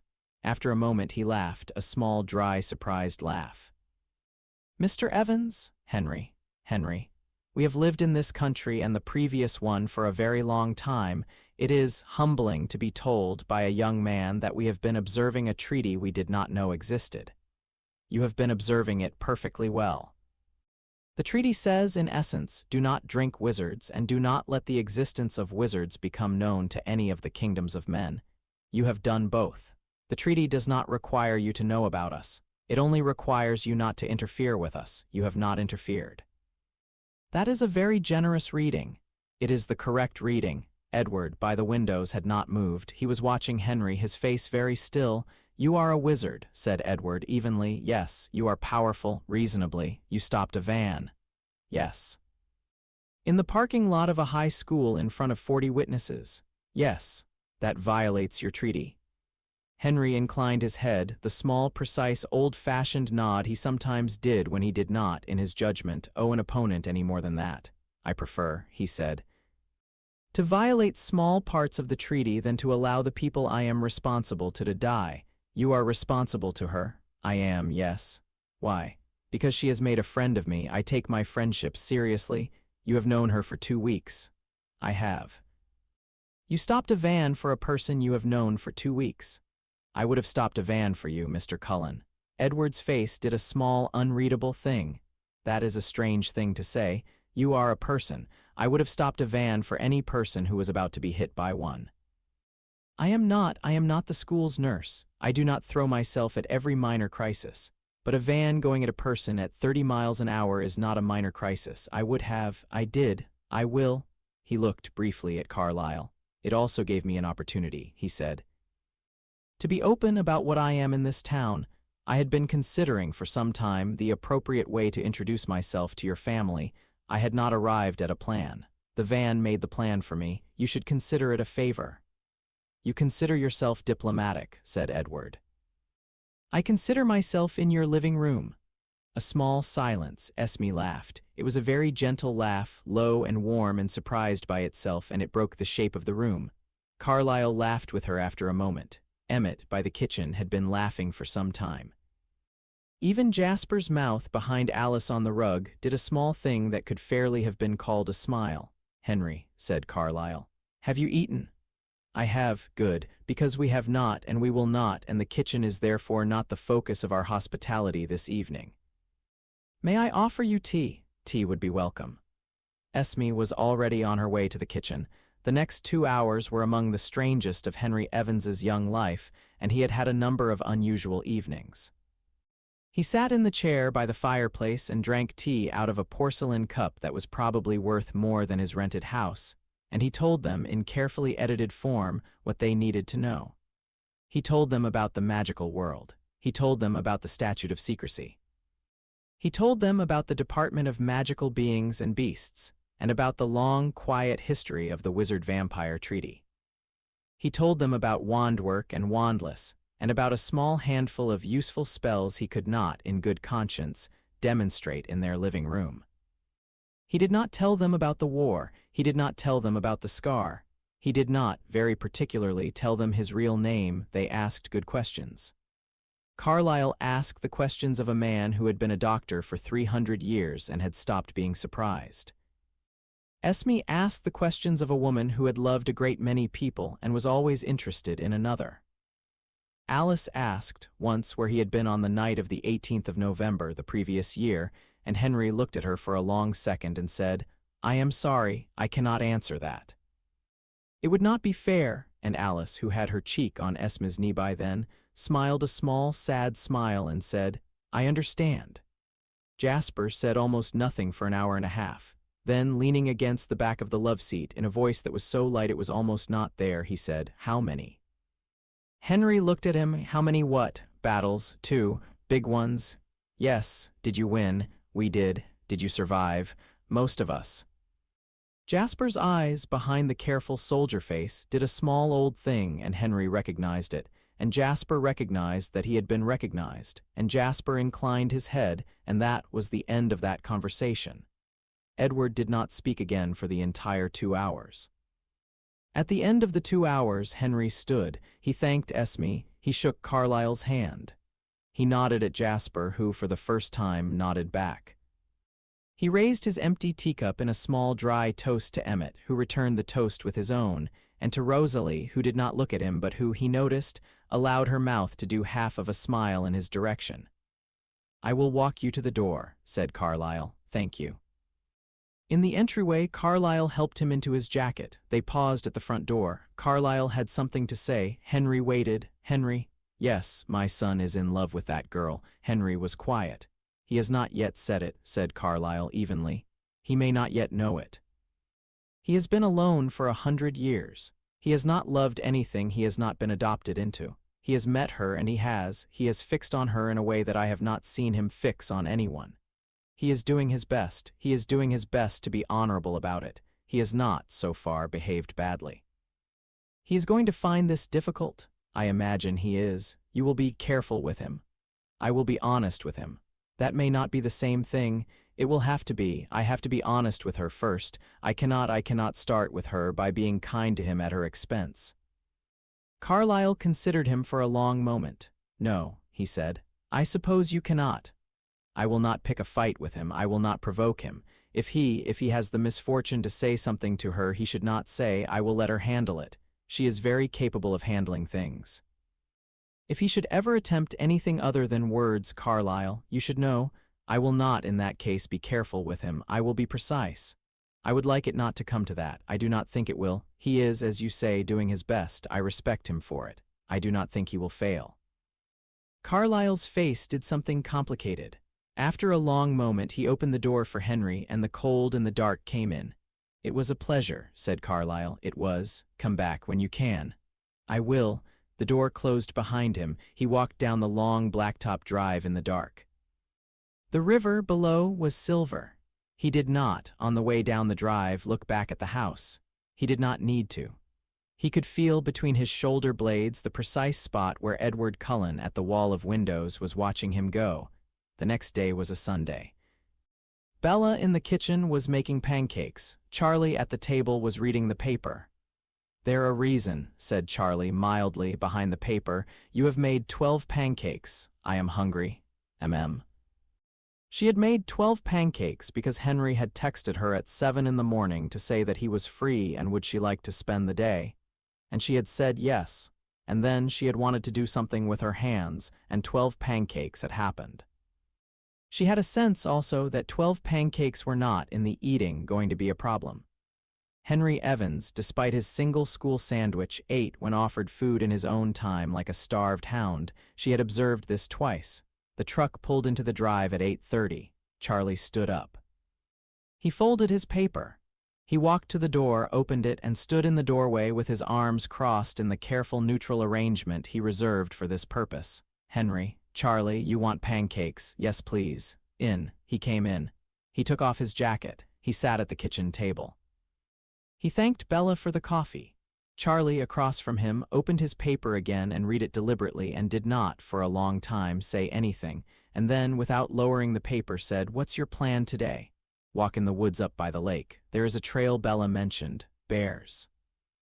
"I will be careful, Henry ate 11 of the 12 pancakes. The walk in the woods was the first time, Bella realized, that they had been alone together outside in the daylight in a place where no other human being was likely to come past for several hours. The trail wound up from the lake into the firs and the air was wet and green and smelled of moss and wood. Henry, beside her, walked the way he always walked, hands in his pockets, hood down. He had brought a flask of tea in his jacket.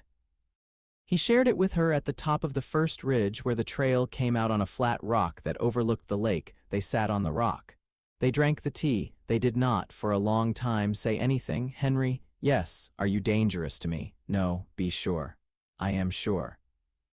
I would not be here if I were not sure. That is the test I have been holding myself to. I would not have allowed any of this to happen if I had thought at any point that I was a danger to you. I think I am, in fact, the safest man in this town for you just now. Which is not, to be clear, a thing I am proud of. I would prefer that you be safe because Forks were safe. Forks is not presently safe. I am sorry. You met me at a time. I would have liked to meet you at a different one. I would have liked us to be ordinary together. We will not be for a while. We will be eventually, I hope. I want to be. She did not, at first, say anything. She had not, until that moment, fully understood the geometry of what was being said. She had assumed, in the way young people assume, that the danger was a thing he had brought with him, and that the danger could therefore be sent away with him if she chose. She had assumed that he had been worried on the porch for himself, or about the consequences to her of being seen with him. She had not, until he spoke, understood that the danger was a thing that had come to Forks because he had come to Forks, that it was specific to him, that it knew his face, that it had sat on a high spur of rock above the river 2 miles east of his house and looked down at the lights of his town. And that the danger was the kind of danger that did not, when it knew what it wanted, stop until it had it. She did not ask on the rock the questions she might have asked. She had told him on the porch that she was patient. She had meant it. She had also, in the day since, decided certain things about herself. She put her hand on his. "I am going to make a request of you," she said. "All right. I am going to ask you to teach me a thing, something small, one small thing, today, right now. Whatever you can teach me in 5 minutes that I will not get wrong. Not because I am, Henry, look at me, not because I am pushing you. I am not. I am asking. I am asking because I have decided that I am not going to be a person in this story who walks around in the dark. I do not need to know everything today. I need one thing today, one small thing. I will earn the rest. I will, but one small thing today so that I can sit with this and not feel like a child, please." He looked at her for a long time. He set the flask down. "All right," he said. "One small thing. Hold out your hand." She held out her hand. He turned her palm up. He laid his own hand lightly beneath hers, and he turned them both so the backs were to the cold air and the palms were to one another, an inch apart, hovering. The wind moved the firs above them. The lake moved below them. He closed his eyes. "There is a thing," he said, called a lumos. It is the first spell most witches and wizards learn when they are very small. It is essentially a small portable light. You do not need a wand for it, although you will work it more easily with one. It is one of the easiest spells in existence. I picked it for that reason. It is also one of the few that some late-blooming talents can sometimes be coaxed into in the absence of any formal training. I do not know whether you have any kind of magical talent. It is, Bella, it is not common for a muggle adult to have any latent ability at all. You probably do not. We will probably try this and nothing will happen. Do not be discouraged. It does not mean anything about you if nothing happens. Are you listening? I am listening. Good. Hold your palms still. Empty your head. Imagine a small light in the air between your hand and mine. Imagine that the light is yours. Imagine that you have wanted it for a long time. Imagine that you are calling it home. Do not strain, do not push. Imagine you are opening a door and letting it in. She closed her eyes. She imagined a small light in the air between her hand and his. She imagined that she had wanted it for a long time. She felt against her palm a faint warmth like a person's breath in winter. She opened her eyes. Between her palm and his, very faint, no larger than a pearl suspended in the air, glowed a small white light. "Oh," she said. "Oh," said Henry very quietly. He looked for a second as if the lake had stood up. The light winked out. He looked at her. She looked at him. She did not know what her face was doing. She suspected it was doing approximately what his was, which was to say, doing nothing in particular and a great deal at the same time, and she understood in that moment several things at once. She understood that she was not, in this story, going to be a person who walked around in the dark. She understood that the boy beside her on the rock was going to be very glad of this in time, in a way that he did not yet know. She understood that she had, without intending to, just told him a thing about herself that she had not known to tell. And she understood with a small, clean certainty that she was going to kiss him. Not because he had told her his secrets, and not because she had had a small light in her palm, and not because the lake was beautiful, but because she had decided, several days ago, that she was going to. And the rock above the lake on a Sunday morning in early March was as good a time as any, and she did not, any more, see the use in waiting. She kissed him. He did not, at first, move. Then he did. He was very gentle. He was very careful. He kissed her with the quiet, focused attention of a man who had not been kissed by very many people and had not, at any point, taken the act for granted. She put her hand against the side of his face. The thin scar over his right eye against her thumb was raised and warm. When she drew back after a long moment, she did not let go of his face. "Henry." "Yes, 2 weeks, you said." "I did. I am not asking for less. Good. But I will use the 2 weeks the way I want to use them." "All right. All right." She let go of his face.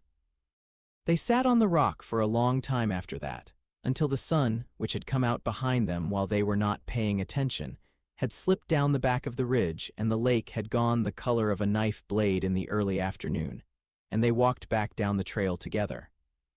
Hand in hand, in the way two young people walk when they have decided, on a rock above a lake on a Sunday morning, that one small light has shifted the rest of the day. In the trees beside the trail, 50 yards off where they could not see her, a girl with red hair stood with her arms crossed and watched them go past, and her face did not move. After they had passed, she stood for a long time, perfectly still, and listened to the small, ordinary sound of two young people in love going slowly down a wet trail and thought. "Interesting," she said very softly to no one at all. Then she turned and ran back up the ridge and was gone. The 2 weeks did not, in the end, take 2 weeks. They were not, between the rock above the lake and the night Henry Evans told her everything, ordinary days. They walked to Trig together. They ate sandwiches at the round table by the window. They drove the Chevy into Port Angeles on a Wednesday evening for an hour to find a particular paperback Henry insisted she needed. And they ate dinner at a small Vietnamese place in a strip mall on the way out of town that Henry pronounced acceptable. And Bella, who had eaten Vietnamese food in Phoenix several times, considered him a snob and told him so. He did not deny it. He made a small ironic bow over his bowl of soup, with chopsticks in one hand, and she laughed. and the woman behind the counter, who had been watching them for some time, smiled to herself in the way certain mothers smile when they have seen the thing they had been looking for. Edward Cullen in those days did not approach her again. He looked at her, sometimes, across the cafeteria. He looked at her with a face that had reorganized itself, in the days since the parking lot, into something restrained and formal and a little distant. And she found that this restrained and formal version of him was both easier to be in a room with and more difficult to read. Once, on a Friday in the parking lot at the end of the day, she had been getting into the Chevy and had glanced across the rows of cars and had caught his eye, and he had inclined his head, very slightly, in a small, old-fashioned greeting that conceded the new geometry. And she had inclined her head back, and that had been the entirety of their relationship that week. The Cullens otherwise were quiet. Henry, on the other hand, was not. He was not loud. He was not particularly talkative. But he was there. He was every morning on the corner of her street in the rain, with his hands in his pockets and his hood down. He was, every afternoon, at the round table by the window. He was, in the small white house with the porch light on, allowed to come in without knocking, an arrangement Charlie had not, technically, given his consent to and had not, equally technically, withheld it. He was not, at any moment, where he had been told to be. He arrived with sandwiches he had made for her on Wednesday because she had mentioned, on Tuesday, that she had been too rushed to eat lunch, and he gave them to her in the parking lot and walked away before she could thank him. He did, in short, the small, uncomplicated things a young man in love does for a young woman in love when he has decided that he is going to be steady about it. And Bella, who had grown up in a house in which the steady party had not always been her parent, found that she was paying attention. It was on a Saturday, 10 days after the rock above the lake, that they went to Port Angeles for the second time. They did not, this time, plan it. They had been at the round table the previous afternoon, and Bella had said, casually, that she had not been to the bookstore in Port Angeles since she had moved, and Henry had said, just as casually, that he had not been either. And Saturday morning had arrived with the question already silently answered. They drove down in the Chevy. They went to the bookstore. They did not buy very many books. They walked after along the harbor in the wind, and they ate fish and chips out of a paper boat in front of the boat slips, and they talked about her mother, who had begun seeing somebody named Phil and was happier than Bella had ever known her, and at 5 o'clock they turned and walked back through the small downtown, and the street they had parked on was 3 blocks away in the dusk. It was on the second of those 3 blocks that the men in the alley stepped out. There were 4 of them. They were not, immediately, threatening. They were simply 4 men in the mouth of an alley, leaning against the bricks, smoking, looking. Bella, who had spent 4 years in a city that was bigger than Forks, registered the geometry the way a person who has lived in a city does, instinctively, low in the body, before the head has caught up. She did not change her stride. She moved very slightly closer to Henry. Henry, who had seen them before she had, did not break stride either. He did not, however, get closer to her. He moved very slightly ahead. "Sorry, miss," said one of the men pleasantly. "Got a light?" "No," said Henry without slowing. "Wasn't asking you, friend. You were, was I?" "Yes." The 4 men pushed off the brick. They began to fan out across the sidewalk in front of them. Henry stopped. Bella stopped behind him, half a step to his left. "Bella," he said quietly, without taking his eyes off the men, "I am going to ask you to go to the truck." "Henry, to the truck, now." "The truck is 2 streets that way. Walk briskly. Do not run. If you run, they will follow you. If you walk briskly in this direction, they will not. Wait at the truck. I will come." "Henry, Bella, go." She went. She went because his voice had, in 2 words, done a thing she had not heard it do, not raised, not sharpened, simply pitched into a register that she understood in her bones without ever having been given the lesson, was a register she did not argue with. She walked briskly. She did not run. She did not, after the 3rd step, look back. She made it 2 blocks. She made it onto the next street. She made it to within sight of the Chevy. She did not, in those 2 blocks, hear anything behind her. She did not hear anything behind her because there was, behind her, nothing to hear. What had happened in the mouth of the alley behind her, in the time it had taken her to cover those 2 blocks, she would learn about in fragments over the course of the rest of the night. What she would learn was that one of the men had, after a brief exchange with Henry which he had clearly intended to enjoy and had not enjoyed, made a decision to put his hand on Henry's chest. The hand had not exactly gotten there. The man had gone over backward off the curb into the road in a way that had several physical explanations, none of them good. The second man, behind him, had taken half a step back and made the considered judgment that he had urgent business in another part of the city. The third and fourth men had not come to the same considered judgment.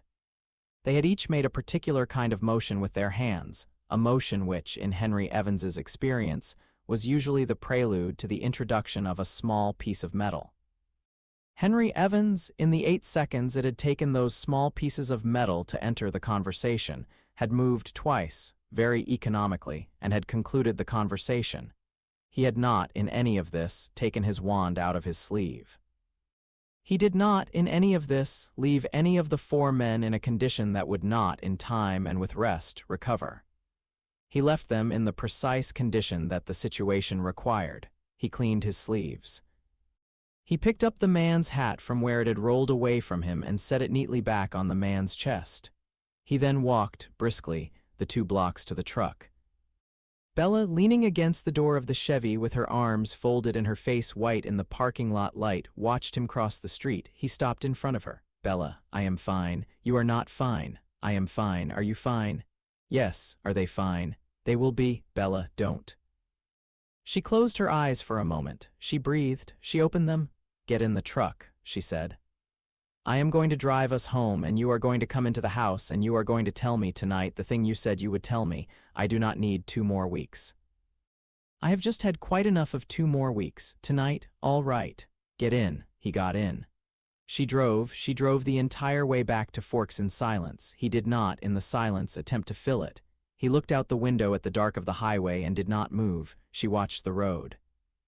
She watched her own hands on the wheel. She watched, against her will, every car that passed in the other lane and registered every single time that none of them were following. She did not drive to her father's house. She drove to Henry's. She parked on the gravel in front of the small house with the green roof. She turned the key, the engine ticked. She did not get out. "Bella, in a minute." He waited. "All right," she said after a long moment. "Tell me." He turned in the seat so that he was facing her. "In there," he said, gesturing at the house. "Not here. Come inside. I will need things. I will need a kettle. I will need to sit down. I will need the door to be locked. Will you come inside?" Yes, she came inside. The house was warm. He had been heating it, she realized, even when he was not in it. There was a fire laid in the small fireplace in the front room, which he lit before he had taken his jacket off, by holding his palm over the kindling for a moment and looking at it. She stood in the doorway of the front room with her arms folded and watched him do this and did not, for a long second, say anything. "That," she said, "that, without a, what is it, a wand, without a wand, the simple ones, yes. That was a simple one. That was a very simple one." She watched him for a moment. "Show me a hard one," she said. He looked up at her. He smiled, small and tired and amazed. "All right." He took, from the inside of his jacket, where it hung over a chair, a thin, slim length of dark wood that was, she realized, a wand, the way a woman in a fairy tale would have recognized one. He held it loosely in his hand. He pointed it, almost lazily, at the table in the kitchen, which was visible through the door of the front room. He said one quiet word. The kettle on the stove rose into the air as gracefully as if a hand had picked it up. It crossed the kitchen. It tipped of its own accord under the tap. The tap turned itself on, filled the kettle, and turned itself off. The kettle returned to the stove. The burner lit. "There is tea," said Henry mildly, "in the cupboard above the kettle, the blue tin." She did not, for a long moment, move. Then she laughed. It was a small, startled laugh that came out of her in a rush. "Henry." "Yes, you bastard, you absolute Henry. Henry, you could have done this to me 3 weeks ago." "I could not 3 weeks ago." I know, I am, I do not even know what I am. Sit down, sit down." "You are going to start at the beginning. You are going to sit down and you are going to start at the beginning and you are going to talk." He sat down on the couch by the fireplace. She sat down beside him, 3 inches between them, her hands in her lap. The kettle in the kitchen began to whistle and rose obediently off the burner and made the tea by itself in 2 cups on the counter, and floated the cups across to the front room and set them down on the small table by the couch. And the spoons stirred themselves twice and lay down beside the cups in the appropriate way. "All right," said Henry when the spoons had settled. "I will start at the beginning." He started at the beginning. She did not, in the first hour, ask any questions. She did not need to. She sat on the couch with her tea cooling in her hands, and she let him talk. He talked about a small island country in the rain. He talked about a woman with red hair and a man with messy black hair who had been killed, on a night in October, by a wizard who had made it his life's work to kill people whose blood was, in his opinion, the wrong kind. He talked about a closet under a stairs. He talked about a half-giant on a motorbike. He talked about a school in a castle in Scotland and a sport played on brooms in the air and a girl with bushy brown hair who had become his sister and a boy with red hair who had become his brother. He talked about an old man with a long beard who had been the best person he had ever known and who had died, and whose death was not, in the end, the worst thing that had happened that year. He talked about a war in careful general terms. She could see, after the second sentence about it, that the careful general terms were doing the work of keeping the talk possible. He talked about a battle in the great hall of a school, and a boy who had walked into a forest and a man who had walked out of it, and a curse on a scar over a right eye. He talked about 2 years in a black-jacketed Auror cohort that he had joined out of school because he had not, he said, been able to think of anything else to do with himself, and about a string of small, clean operations that had broken something in him each time but had been on balance. Necessary. He talked about a quiet rotation program that the head of the cohort had set up for the men in it who had been in them for the longest, in which they were sent away, one at a time for a season, to a quiet small place a long way from the press and the politics and the loose dangerous men who were still, 2 years on, hunting trophies. He had volunteered. He had drawn forks. He had liked forks. He had not, when he had drawn forks, expected to like anybody in forks. He had not, in particular, expected to like Bella Swan. He set down the cup when he had finished. He looked at his hands. "I have not," he said. "I have not properly told this to anyone in this country. I am sorry it has taken me so long to tell it to you. There is more. There is an enormous amount more. I will tell you any of it. I will tell you all of it. You may ask, now or later, anything you like." She did not, for a long time, say anything. She set down her tea. She looked at him. She looked at the thin scar over his right eye, which she had not, until tonight, known the source of, and which she now knew, and which was no longer a mystery but a fact, and which she found she still wanted very much to put her thumb against. "Henry?" "Yes, it is not Henry." "No." "What is it? Harry James Potter?" She said, as if she were tasting the name. "I like it." He smiled, small and wet-eyed and amused. "I am very glad. I am going to keep calling you Henry in front of other people. Please do. Harry in private. All right, all right." She picked up her tea again. She drank it. It had gone cold. She set it down. She looked at the fire for a long moment, which was burning a little too cleanly, the way a fire burns when somebody has been cheating at it. And she looked at the kettle on the small table, which had floated itself across a kitchen and made tea. And she looked at the wand he had set down beside it on the table, dark wood, a little battered, a little used, and she looked, last and longest, at the boy on the couch beside her. "All right," she said. "Show me one more thing. Show me a thing that is yours. Something that is the best thing you can do, so that I have seen it, so that I know." He looked at her for a long moment. He picked up the wand. He stood. He moved to the middle of the front room. He turned so that the firelight was behind him, and he closed his eyes for a moment, and his face in the firelight did the strangest small thing it had done all night, which was to soften. He opened his eyes. He raised the wand. He said 2 quiet words. A stag burst out of the end of the wand. It was the size of a stag. It was made of a clean white light.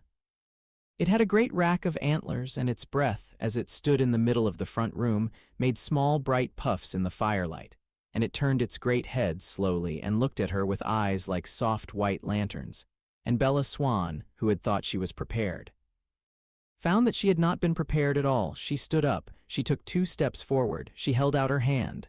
The stag lowered its head, the cold, dry warmth of its nose touched her palm. "Oh," she said. "My father's," said Harry behind her very quietly. "He was an animagus. A man who could turn into an animal. He turned into this. I take this shape with the spell. Most people take a shape that is theirs alone. Mine is his. I have not asked too many questions about why." The stag stood for a long moment under her palm. She felt, though it was made of light, the small, definite, bony architecture of its skull beneath. Then it raised its head and tossed its antlers and turned and bounded, soundlessly, twice across the front room and was gone. She turned. He was where she had left him. She crossed the 3 steps between them. She put her hand against the side of his face. The thin scar over his right eye against her thumb was raised and warm. "Harry, yes, you are going to kiss me." Yes. Now he kissed her. It was not the first kiss. She had kissed him on the rock above the lake on a Sunday morning before she had known anything.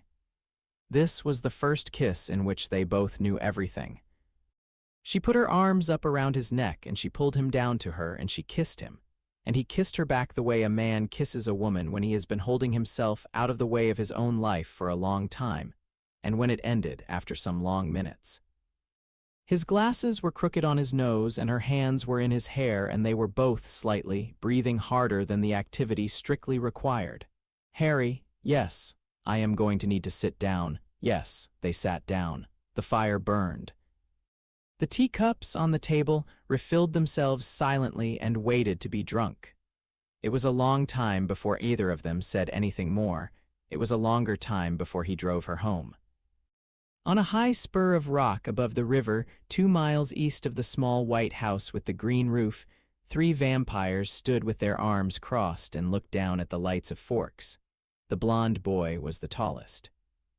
He was leaning slightly forward, his head tilted, the way a man tilts his head when he is concentrating on a sound at a distance. He had not, in some minutes, said anything. The girl with red hair beside him was watching his face. The third vampire, dark-skinned in a coat too good for the weather, stood half a pace behind them, and his face was the face of a man who was waiting to hear which of his current options he was going to be obliged to take. "James," said the girl with red hair. "Well, James." "He is a wizard." The girl with red hair did not move. "You are sure?" "I have been sure for a week." And he is not a small one." "How not small?" He turned the air over the parking lot of a high school into a wall thick enough to fold a Chevy van from 30 yards. Without a wand in his hand, I watched it. There was no one in that parking lot who saw him do it. I am not in that parking lot. He did the wall in front of the girl, and he did it precisely the size of the girl, and he did it in the time it took the wheels of the van to turn 3 times. "He is not small, James?" "Yes. What do you want to do?" He did not, for a long moment, answer. He looked down at the lights of the town. The girl with red hair watched his face. The third vampire behind them made the small sigh of a man who has heard the sigh he was hoping not to hear. "Laurent, James, you may go." "James, I do not need you for this. You are not interested in this. Go to the Denali. Tell them I send my regards. Tell them what you like. Go." Laurent did not need to be told twice. He inclined his head gravely to James and to the girl with red hair, and then he turned and he was gone. James looked down at the lights of forks. "Victoria?" "Yes, I want him. You always do." "I want him very much." "He is, James. He is not what we hunt. He is not. I have looked at him. I have stood in trees 40 feet from the 2 of them, and I have looked at him. He does not move like the others. He does not. He stands the way you stand. He listens the way you listen. He does not look at me, but I have seen him not look at me, and it is the way you do not look at the things you are not looking at." "Yes, yes, yes, I know. I have been watching him for a week. He does not move like food, Victoria. He moves like a hunter. I do not, in 200 years, remember a man who moved like a hunter." He turned his head and looked at her, and his face in the cold blue dark was lit from within in the way she knew and had loved since he had first turned it on her in a tavern in Avignon a long time ago. "I want him very much," he said again. "I think I will have him. I think I will have him in a way I have never had anyone. I think it will take some time. I think it will be the most beautiful thing I have ever done." She did not, for a long moment, answer. "What do you need from me?" she said. "I need you to take the girl." She looked at him. "He has no defenses for the girl," said James. "He has every defense for himself. He has not yet built any defenses for her at all. I have watched him not build any. He does not know yet what he has on his hands. He thinks he can be quiet. He thinks he can hide her under the noise of his own life. He cannot. I will move on him in time, in the proper way, when I have prepared. You will move on her in time when I tell you. You will not damage her. You will hold her. He will come. He will come for her without any of the careful things he has built around himself. He will be opened when he comes. I will close again, James. Yes, do not lose. I will not lose, my love."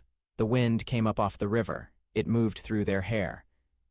It carried, for a brief moment, the small smell of wood smoke from the chimney of a small house with a green roof, 3 miles down the slope, where 2 young people sat on a couch in front of a fire with their hands clasped between them. "How long?" said Victoria. 2 weeks, said James. And then, said James, "Forks has a long, quiet evening that nobody in town will ever remember the morning of. Come." He turned. They went down the back of the ridge into the trees, and they were gone. In a small flat above a shop in Diagon Alley, on the other side of an ocean, a brown-haired witch in flannel pajamas sat at her kitchen table in the small hours of the morning with an owl on the windowsill and a sealed letter in her hand. She had not, when the owl had landed, been asleep. Hermione Granger in those years had not slept very much. She broke the wax. She read the letter, she read it twice, she set it down. She stood and crossed the kitchen and stood for a long moment with her forehead against the cold glass of the window and watched the owl on the sill ruffle itself in the dark. She was angry. She was angry in the specific old quiet way that Hermione Granger had been angry for several years, which was a way that produced, very quickly, decisions. She turned. She crossed back to the table. She wrote one quick line on the back of the letter. She tied it to the owl's leg. She let the owl out the window. She went to her bedroom. She knocked very quietly once on the door of the room across the hall. "Ron, get up, pack, we are going." A long pause behind the door, then a sigh in a voice she knew well. "Where, America, Hermione?" "Now." She did not wait for an answer. She went into her room and began to pack. She calculated, an hour before the morning flew to the ministry. She would, when she got there, have a great many people to wake up. She did not, while she packed, allow herself for 1 second to be afraid. In the small house with the green roof, on a couch in front of a fire that was burning a little too cleanly, a young woman lay with her head on the chest of a young man who had finally, that night, told her his proper name. They were neither of them moving. They were neither of them, in the kindest sense of the word, awake. The fire crackled and the kettle on the small table refilled itself silently and waited, and the soft white shape of a small luminous animal, a hare this time, summoned in his sleep, sat curled at his feet on the rug and watched and did not let the room go dark. The card was on the dining room table at the Cullens' house on a Wednesday morning. It was not, by Cullen standards, an alarming card. It was the size of a regular calling card. It was made of a stiff cream paper, the kind a man at a stationer's in Boston might recommend to a young gentleman who wished to make a particular kind of impression. It bore, on the front, in small black engraved capitals, the single word James. It bore on the back, in a more modest hand and a different ink, 4 lines. The 4 lines said, "I have not come for the girl, I have not come for any of you, I have come for the wizard, you may stay out of my way." Carlyle, who had found the card on the table when he had come down at 6 o'clock for his morning ritual of pretending to read the paper, picked it up by one corner with the absent care of a man who had been holding paper for 300 years. He did not, as he turned the card in his fingers, change expression. He set it back down on the table. He stood for a long moment with his palms flat on the wood and his head bowed, and then he raised his head and called mildly, in the voice that the rest of the house could hear regardless of which room they were in, "Family." They came down. They read the card. They did not, for a long moment, do anything else. Edward, last to read, did not say anything at all. "Right," said Emmett briskly into the silence. I am not staying out of his way, Emmett. What? Sit down. Carlyle, sit down. Emmett sat down. We need to think, said Carlyle evenly. And we need, I would like to suggest, to think with the man whose name is on the second line of the card before we think very much by ourselves. Edward. I will go now. Yes, Edward turned to leave. Edward, he stopped. You will go quietly, said Carlyle. You will not knock his door down. You will go to the front of the house. You will ring the bell. You will be civil. You will tell him what we have. You will ask him what he wants us to do. Whatever he tells you, you will accept in this matter because this matter is his and he understands it better than we do. Do you understand me? I understand you, Edward. Yes, I am proud of you when you do this. Edward looked at his father for a moment, then he turned and he was gone. He rang the bell of the small house with the green roof at 6:23 in the morning. The door opened almost at once. Henry Evans had not yet put on a jacket. He was holding a mug of tea in one hand and a slice of toast in the other, and the kettle on the kitchen counter behind him, visible through the open kitchen door, was very calmly suspended in midair as if the act of being put down had been interrupted by the doorbell. Mr. Cullen. Edward. Come in. Edward came in. The kettle drifted of its own accord the rest of the way to its place on the counter. Henry handed Edward a card from the small dish by the door without comment. Edward took it. The card said, I have not come for you. I have not come for the Cullens. I have come for the witnesses. You may stay out of my way. Edward read it twice. He looked up. You also. I also. Yours? On the dining room table this morning. Mine reads slightly differently. I would imagine. It said you were the prize. Yes, you do not seem surprised. I am not. Henry took the card back. He studied it for a moment. Then, without looking up, he said, It is meant. Both cards. He means very particularly the things he has put on each one. He is a careful man. He has been writing little cards for a long time. You know him. I know the species. I have not known him personally. The trade is small. The trade. His trade. The taking apart of certain people by means designed in advance to be felt. There are not very many of him in the world. I have run 2 of them. He will know I have run 2 of them. He will have been planning this from the moment he understood what I am. Edward, who had been the eldest of his family for 100 years and had not, in that century, often been in a room with a person who he understood instantly to be older than himself, stood very still by the door for a moment. What do we do? He said. Henry looked up. You may stay out of my way, he said dryly. Henry, I am joking. Mostly. What do we do? Come to the kitchen. I will make you tea you cannot drink. And then we will, if it would be agreeable to you, walk up to your house, the 2 of us, and have a conversation in your dining room with everyone whose names need to be in the conversation. The girl. Henry looked at him for a long second. Particularly, he said. Yes, particularly the girl. Bella came at 8. Carlyle had sent Alice for her, because Alice, alone among the Cullens, had a way of approaching Charlie Swan's house at 8 in the morning without producing the impression that something terrible had happened. And Charlie, who had been making coffee, had let his daughter go with a small assenting silence that did not quite count as approval, but was as close to it as Charlie had been giving lately. Bella sat at the long table in the Cullens' dining room with a cup of coffee in her hand and looked at the card. She looked at Henry's card. She set them both down side by side. She did not say anything for a moment. All right, she said. What is the plan? Carlyle at the head of the table spread his hands. We have not yet made one. Then make one. Bella, no, I want to be in the room. I want to be in the room when the plan is made. I do not want to be told the plan after it has been made and sent to find Charlie a pair of glasses to read it with. I want to make the plan with the people in the room. I am the person in the second line of the card with my name on it. I get to be in the room. She did not, in saying this, raise her voice. She said it the way a woman who had grown up arranging her own mother's life said it. Henry, beside her, did not look at her, but the small, private corner of his mouth did the thing it did when she had said a thing he liked. All right, said Carlyle. Yes. The plan, as it took shape across the rest of the morning at the long dining room table, was not, in its bones, a complicated plan. The complicated plans, in Henry Evans's experience, did not survive the first 10 minutes of an actual encounter. The simple plans sometimes did. The plan was this. There were, in this town, 3 places James and Victoria would expect Henry Evans to defend.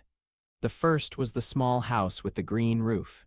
The second was the small white house with the porch light on. The third was the long Cullin house with the wall of windows. Henry would surrender, openly and visibly, 2 of these. He would close down the small house with the green roof. He would withdraw with apparent reluctance to the Cullens. He would, in short, do precisely what a man being hunted by a coordinated pair of vampires would obviously do, which was to consolidate his defenses around himself and the people who could, plausibly, defend him alongside him. That was for James to see. Bella, in the meantime, would not be at the Cullens.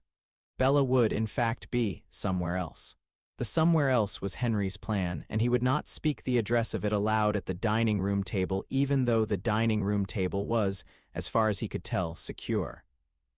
He would bring her that afternoon to a place he had prepared in the 2nd week he had been in Forks before he had ever met her, against the small permanent possibility of needing a place. He would put her inside. He would close the wards around her. He would leave her with Esme, who had volunteered, and with a wand, which Esme did not need, and with 3 small charged objects, which Esme would not need either, but which would, in the event of need, do what Esme did not want to have to do herself.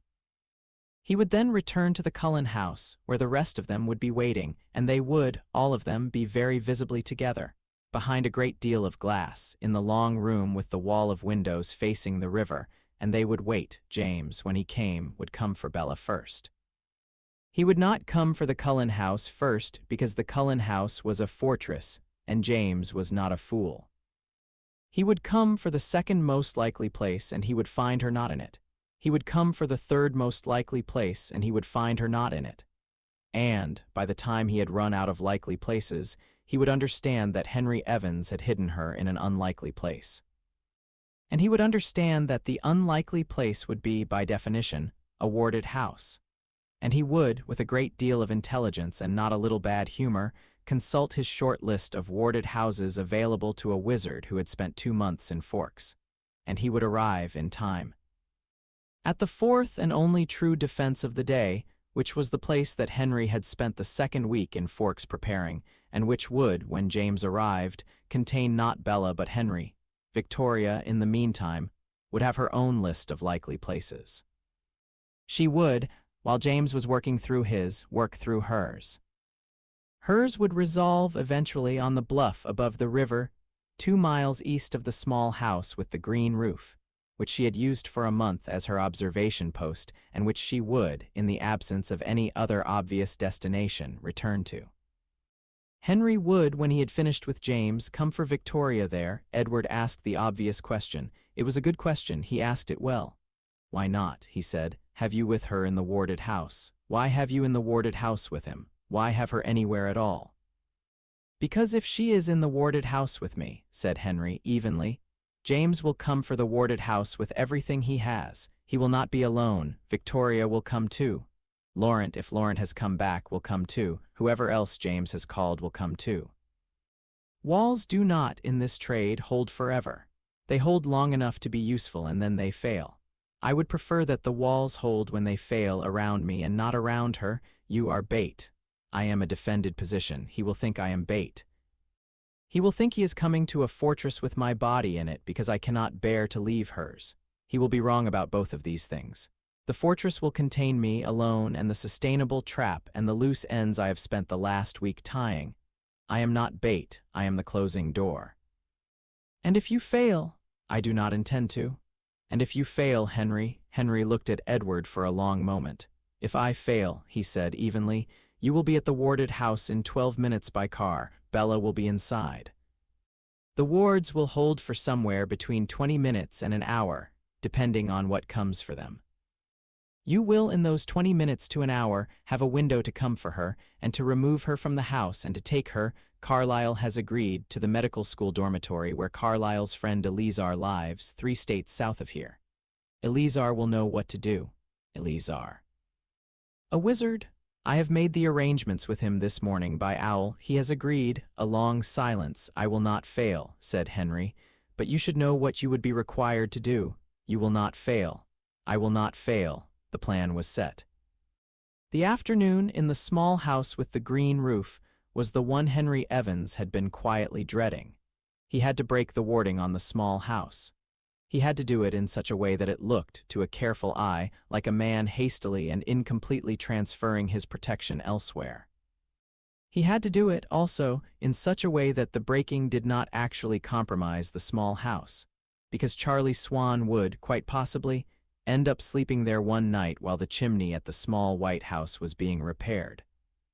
And Henry Evans was not going to leave Charlie Swan in an unwarded house, even if Charlie Swan was 4 miles away. He did all of this in 2 hours with a precision Bella, watching from the kitchen, did not, at any point in those 2 hours, get tired of. At 3 he closed the front door behind them. He did not lock it. He had never locked it. He had not needed to. "All right," she said at the truck. "All right. You walk me to the warded house. I walk you to the warded house. And then you go to the Cullens. And then I go to the Cullens." "And then, Bella, I am asking?" "I know." He looked at her for a long moment in the gravel drive in the rain. He did not, in his face, allow her to see anything she did not need to see. She loved him for it, and she did not particularly forgive him for it. He took her hand. 2 hours. He said, 3 at the most, I will come for you. If I have not come by midnight, you will see Edward at the front door. Henry, Bella, you will come.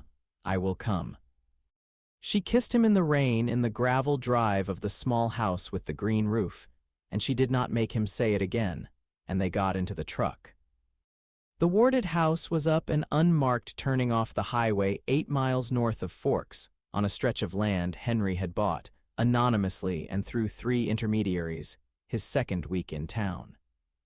It was a small one-room cabin that had been built, he had been told, by an elderly French woman who had kept fishing tackle in it and had not, since her death, kept anything in it at all. He had spent 2 long evenings in early February doing very little to its appearance and a great deal to its bones.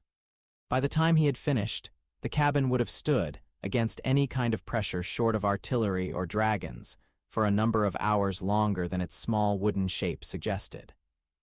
He brought her inside. The cabin smelled faintly of old varnish and pine. A fire was already laid in the small wood stove. There was a bed in the corner with a quilt on it. There was a table and 2 chairs. There was a wand lying flat on the table. Not his, an old practice wand he had brought from England in his luggage.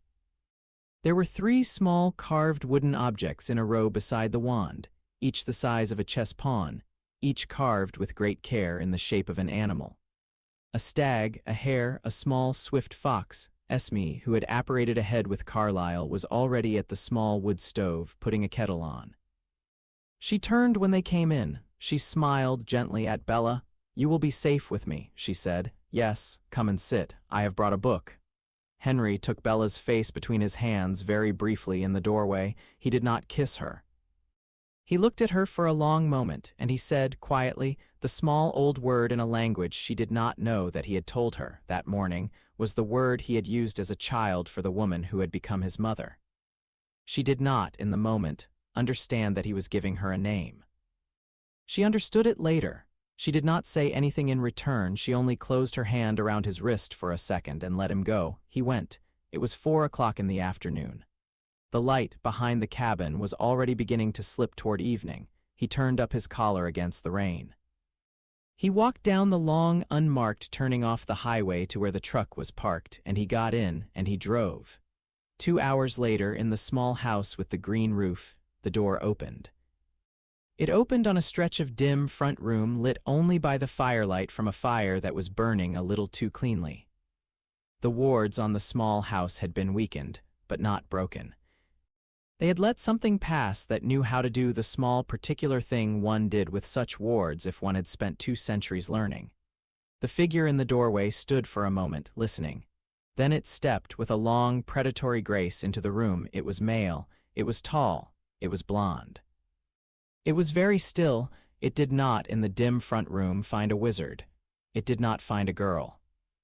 It found a kettle on the kitchen counter that lifted itself off its burner and floated as graciously as if a hand had picked it up across the room and stopped in the air 3 feet in front of the figure's face. The figure regarded the kettle. The kettle exploded. It did not explode in the way a kettle, struck by a bullet, explodes. It exploded in the way a small, carefully prepared device explodes, which is to say, with intention. There was a flash, and a noise so brief and so high that no neighbor in any of the surrounding properties would later report having heard it, and a long, thin spray of something that was not exactly water and was not exactly light, but which was in the bones of it. The second most unpleasant thing a vampire could find at face level in a small, dim room. The figure in the doorway did not, after the flash, find itself in a position to do very much of what it had intended to do for the next several seconds. It staggered back, hands at its face. It did not, in this moment of staggering, see the second device behind the door, which engaged when the kettle had finished, and which was not designed to harm the figure but to slow it, very particularly in the precise way that a man might slow a fast-moving deer one wanted to take alive.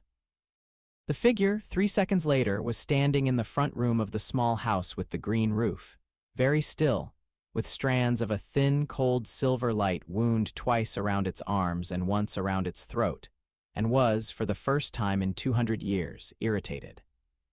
A voice behind it in the kitchen. "James," the figure turned slowly. The kitchen door opened.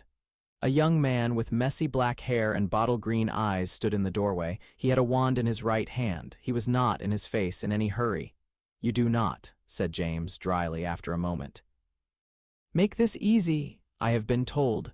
There is a girl somewhere in this town who is not in this house. Yes, I will find her after, James. Yes." Henry Evans, in the kitchen doorway, did the small, old-fashioned nod he sometimes did when he did not, in his judgment, owe an opponent any more than that. "There will not be an after," he said. The duel that began in the front room of the small house with the green roof at 6:28 on a Wednesday evening in March lasted 4 minutes and 17 seconds. It was, by the standards of the trade, not a long duel. James was very fast and very experienced and very intelligent, and had, in his life as a tracker, faced down 2 wizards before, both of whom had not survived. He was also, in the room with Henry Evans, very thoroughly outmatched. Henry Evans had not, as Edward Cullen had wondered, brought him to a fortress because he thought he could not handle James in an open field. He had brought him to a fortress because he was, by training and by hard practice, a man who never gave a careful enemy a single inch of margin he could close, and the room.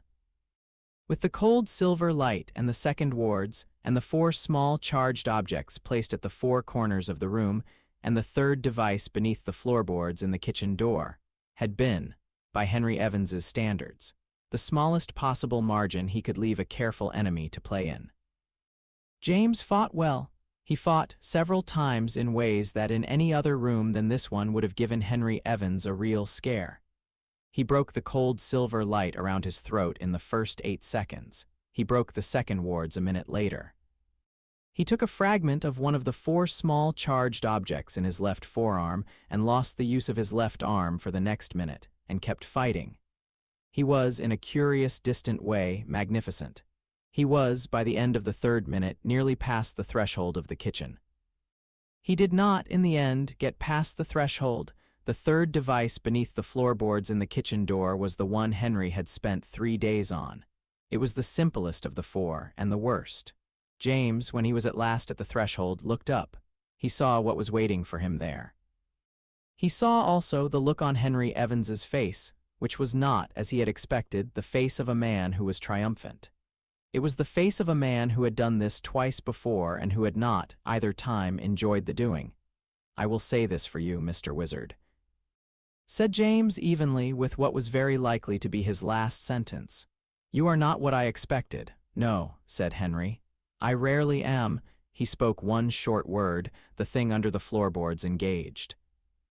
4 seconds later, the front room of the small house with the green roof contained a fire, in the precise shape of a man, that produced no smoke and gave no heat to the rest of the room, and that consumed itself, and what it had been wrapped around, in something between 15 and 20 seconds. When it was finished, there was nothing on the floor of the front room of the small house with the green roof but a small ring of fine gray ash and the faint smell of cold wood smoke. Henry Evans stood in the doorway of the kitchen for a long moment. He did not, in the moment, look at the ring of ash. He looked instead out the small window over the sink, at the dark pine beyond the backyard, and at the high spur of rock above the river 2 miles east. He raised his wand. He turned on his heel on the spot where he stood. The world around him did the small impossible folding it did when he asked it to.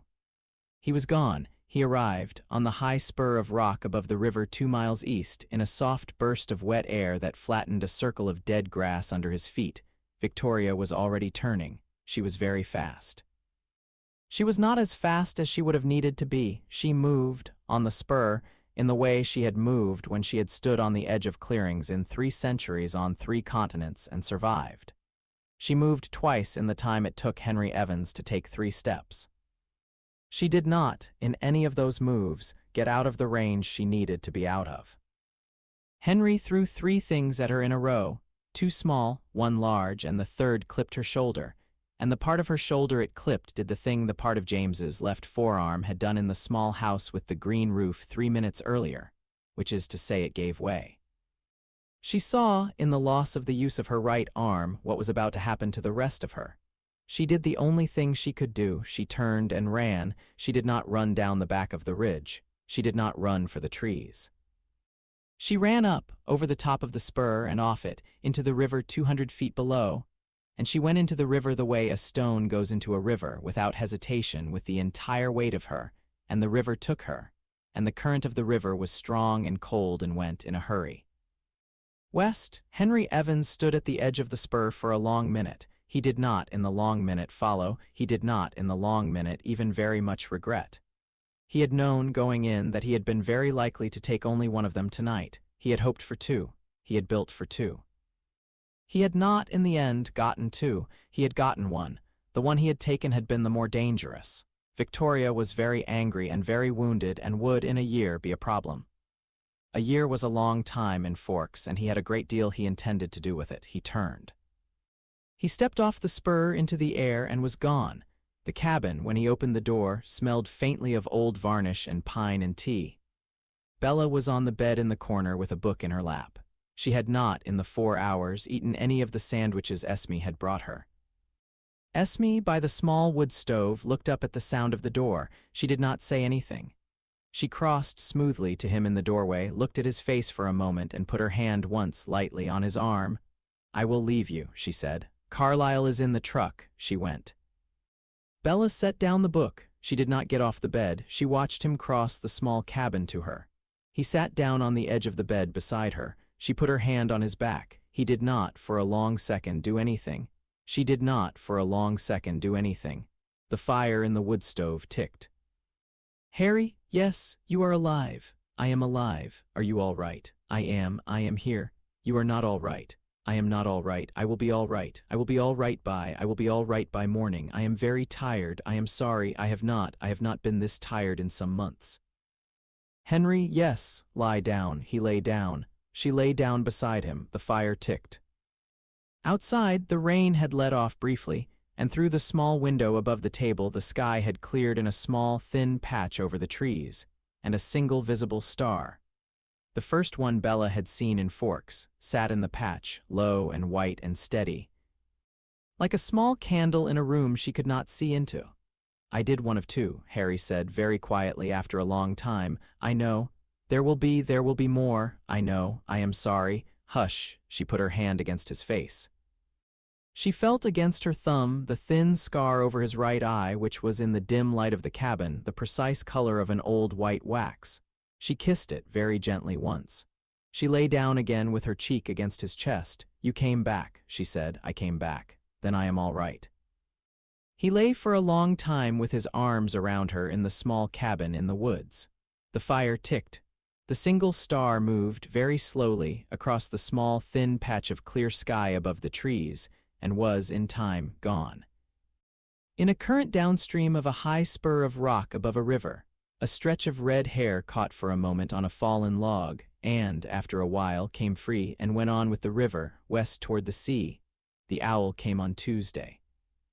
It came, as owls belonging to Hermione Granger had a habit of coming to the small kitchen table in the small house with the green roof, with the light, unhurried finality of a thing in transit whose arrival had never at any point been in doubt. It landed on the butter dish. Harry at the stove, scrambling eggs for two, turned around and regarded it. "Good morning." The owl looked at him. "I have been given to understand," he said mildly, "that owls do not, as a rule, land on butter." The owl, which had, with the particular sense of moral priority owls of the Granger household were known for, already torn the letter off its own leg and dropped it on the butter in the butter dish, hooted twice, and flew out the open kitchen window. Bella, at the table, set down her coffee. "Is that one of yours?" "No, she does not belong to me. She belongs to Hermione, whose name you will recall I have mentioned, the one with the bushy hair. This is Hermione's way of writing to me. I am about to know in broad strokes what it is going to say. Allow me a moment to enjoy not knowing." He did not take very long a moment. He picked the letter off the butter. He unfolded it. He read it. He read it again. He set it down on the table. He looked at Bella for a long second, and then he looked out the kitchen window at the rain, which had that morning not yet begun, and said quietly, "She is coming." "When?" "This afternoon, in person, in person." "Is she bringing?" "Yes." "Oh, He turned off the burner under the eggs. He turned them out onto the two plates. He set one in front of her and one in front of himself, and he sat down at the table. He did not, for a moment, eat. "Bella." "Yes." "I would like to ask you, if you don't mind, not to plan very much for this afternoon, because I think I would like you to meet them with me." "Would that be, is that?" "Yes." I have not had anyone meet them since I was Harry." "Yes, I know." "Eat your eggs." He ate his eggs. "They came at 2. They did not come by owl. They came in the manner Harry's kind came when they needed to be somewhere in a hurry, which was to say with a small shove of indrawn air in the front room and a faint, brief pressure inside the ears of anyone standing too close, and a moment after the shove and the pressure there were. In the front room of the small house with the green roof, in front of the small fireplace with the slightly too clean fire, two people who had not been there a second earlier. The woman was short. Not very short. Ordinary woman short. She was slim and she was brown-skinned, and she had a great volume of bushy dark hair, which she had tied up in a knot at the base of her neck, and she wore a long dark wool coat over jeans and boots, and she had a soft leather satchel over her shoulder that weighed, Bella realized, probably as much as the woman did. She was, by any ordinary measure, an unremarkable woman on a train platform if one were not looking for her. She had eyes behind a pair of round glasses that Bella understood 3 seconds after looking at them for the first time. She was not going to have even the small usual advantage of being underestimated by. This was a woman who underestimated no one. The man beside her was very tall. He was ginger, not red-headed like Victoria had been, Bella noticed. Ginger, wood-fire ginger, the warm domestic ginger of a dog beside a hearth, and he wore a green jumper over an old shirt and a long overcoat that had 2 days of travel on it. He was, Bella thought immediately, the second most relaxed person she had ever stood in a room with. The most relaxed was at the other end of the room. "Harry, Harry," said the woman, "Hermione." They crossed the room at the same time. They did not, when they met, embrace. They simply put their hands, both of them, on one another's shoulders and looked at one another's faces for a long second. And then Hermione Granger, who was not a woman who cried in front of witnesses and had not been for some time, did not cry in front of witnesses, and Harry Potter, who had much the same policy, allowed himself the small private courtesy of a breath in and a breath out, and that was that. The tall man behind her stood with his hands in his pockets and waited his turn. "Ron, mate," Harry crossed to him. They did embrace. It was, by the standards of 2 young Englishmen, a fierce embrace. It lasted 4 seconds. They broke apart. Ron Weasley took one long look at Harry's face, gave the small, satisfied nod of a man who had, at last, been given the answer to a question he had been asking for a long time, and then, slowly, turned his head. He looked at Bella, who had stood up from the couch when they had arrived. He smiled. "You'll be Bella," he said. "I am." "Ron." "Bella." He offered his hand. She took it. His hand was warm and large and had, on the back, 3 very old, very thin, very straight scars that her mind, against her will, kept trying to read as letters and that she did not, that day or later, ever ask about. He held her hand a second longer than a handshake required. He grinned. "Blimey," he said. "You do exist." "I do. He's written about you, has he?" "He has not written to me about another person, about anything other than weather in 18 months. "Ron," said Harry mildly. "I am just saying, mate, it is a moment." Hermione, crossing the room to Bella, had in her face the careful, considered warmth of a woman who had been prepared, on the flight over, or whatever Hermione Granger's kind called the flight over, to dislike Bella Swan on principle, and who was. In the 60 seconds she had now been in a room with her, revising. She offered her hand. Bella took it. "Hermione." "Bella." "I am very pleased," said Hermione evenly, "to meet you. I apologize for the hour, I apologize for the mode, I apologize for every inconvenience we have brought with us. I am not, as a rule, an inconvenient woman to have to lodge. Ron is larger than he looks." "He is large exactly as he looks," said Ron placidly. "I have made up the small room at the back," said Harry from the doorway. "Ron, your feet will hang off the bed, Hermione. You have the good room at the top of the stairs. I will take the couch." "You will not," said Hermione. "I will, Harry, for heaven's sake. It is my house." "That is not a reason. It is the reverse of a reason." Bella, standing by the couch, realized with a small, clean surprise that this argument was going to continue for some time, and that it was the first entirely ordinary thing she had heard Harry participate in. She smiled. She did not, for the first time in some days, feel tired. She sat down on the couch and she let them go. In the end, Ron took the couch. It was on the second afternoon, sitting at the small kitchen table, that Hermione Granger set down her teacup and looked at Bella across the table and said, in the careful, considered tone she reserved for the moments when she had spent some time preparing a sentence and wished it to land exactly as written, "Bella, may I try something?" "What kind of something?" "I would like to test, if you do not mind, the small thing Harry has told me you did." "On the rock, with the light." I am curious. I am a curious person. You do not have to. This is not a test you have to pass. I am asking." All right. Hermione set her hands flat on the table, palms down, a foot from Bella's. "Give me your hands." Bella put her hands on the table. Hermione did not take them. She turned with a small, neat motion, Bella's hands, palms up, and hovered without touching them, her own palms an inch above them. "Empty your head." "I am empty." "You are not empty. You are wary. Do not be wary." "I will do nothing to you. I will do a very small thing. Close your eyes. Feel my hands. Do not reach toward them. Do not open to them. Do not do anything. Just stay. Do you understand?" "I understand." Bella closed her eyes. She felt, against her palms, the faint, cool, dry closeness of Hermione Granger's hands an inch away. She felt, after a few seconds, a second sensation, a pressure in her head, the way sometimes one feels pressure in the head during a change of altitude in a plane. The pressure was gentle. The pressure was polite. The pressure was, she realized, knocking in the way a stranger knocks at a door at dusk in a small town, not entering. Asking, Bella on the rock above the lake had not had to be told what to do with the light between her palm and Harry's. She had opened the door to it because she had wanted it to come home. Bella, in the kitchen of the small house with the green roof, did not, with the polite pressure at the edge of her head, want to open the door. She did not, therefore, open it. It was not a decision. It was not an effort. It was the thing the body did when the body had already made up its mind about a thing and had merely been waiting for the head to come along.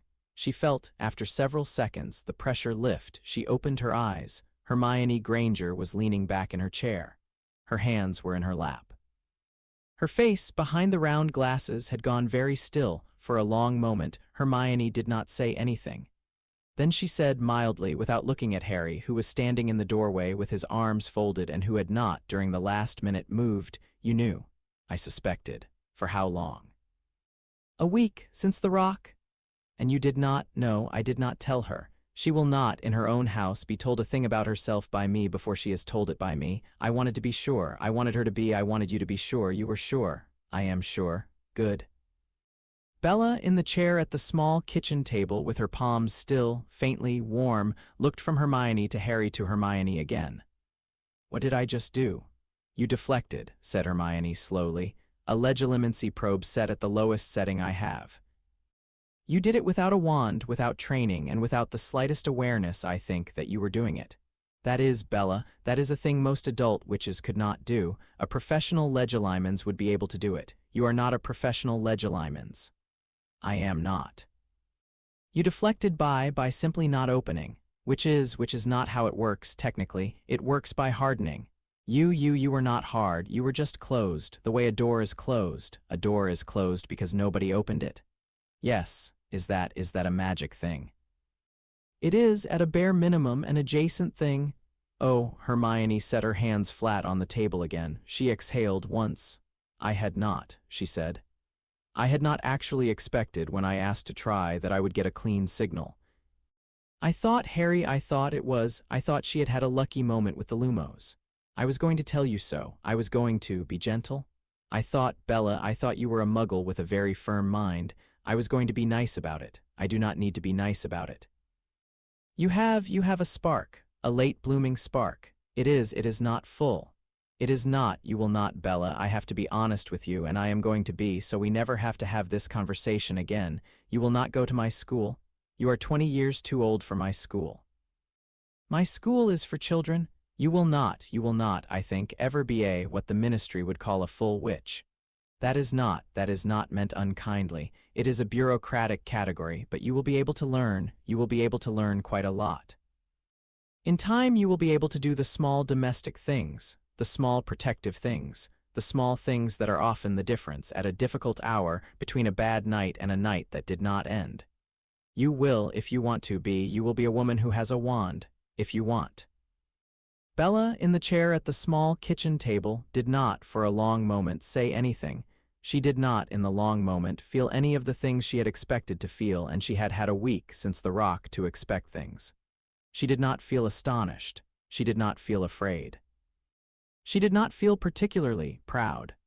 She felt, instead, the small, dry, clean feeling of a thing falling into the place it had been shaped to go, like a puzzle piece the shape of a small bay. When one had been looking for a puzzle piece the shape of a small bay, she looked at Harry. He was watching her. "Is there," she said slowly, is there a way to know about my mother or my father? Or somebody who was already—" "Charlie," said Harry quietly, Charlie is not, I am sorry, he is not. I looked at the lineage on both sides. You had a great-grandmother in Kansas 110 years ago who nearly was. The ministry at the time, the American ministry, the Americans call their ministry by a different name. Macusa had a file on her. She was interviewed. She declined, which is a thing our kind can do. She chose not to. She married a muggle. She had a muggle daughter. The line went quiet. You are the echo of her. It is called a half-spark in some of the older literature. You could live your entire life without ever catching it. You did not. You caught it. The first time you pressed your palm to the palm of a wizard who wanted a thing to come home, the thing came. And Charlie. Charlie is nothing but Charlie. I am sorry. Do not be sorry. Charlie is enough. She said it simply, without the smallest tremor, and Hermione Granger, across the table, understood in that moment the several things she needed to understand about Bella Swan, and understood them at once, and leaned forward, and did an unusual thing, which was to put her hand over Bella's hand.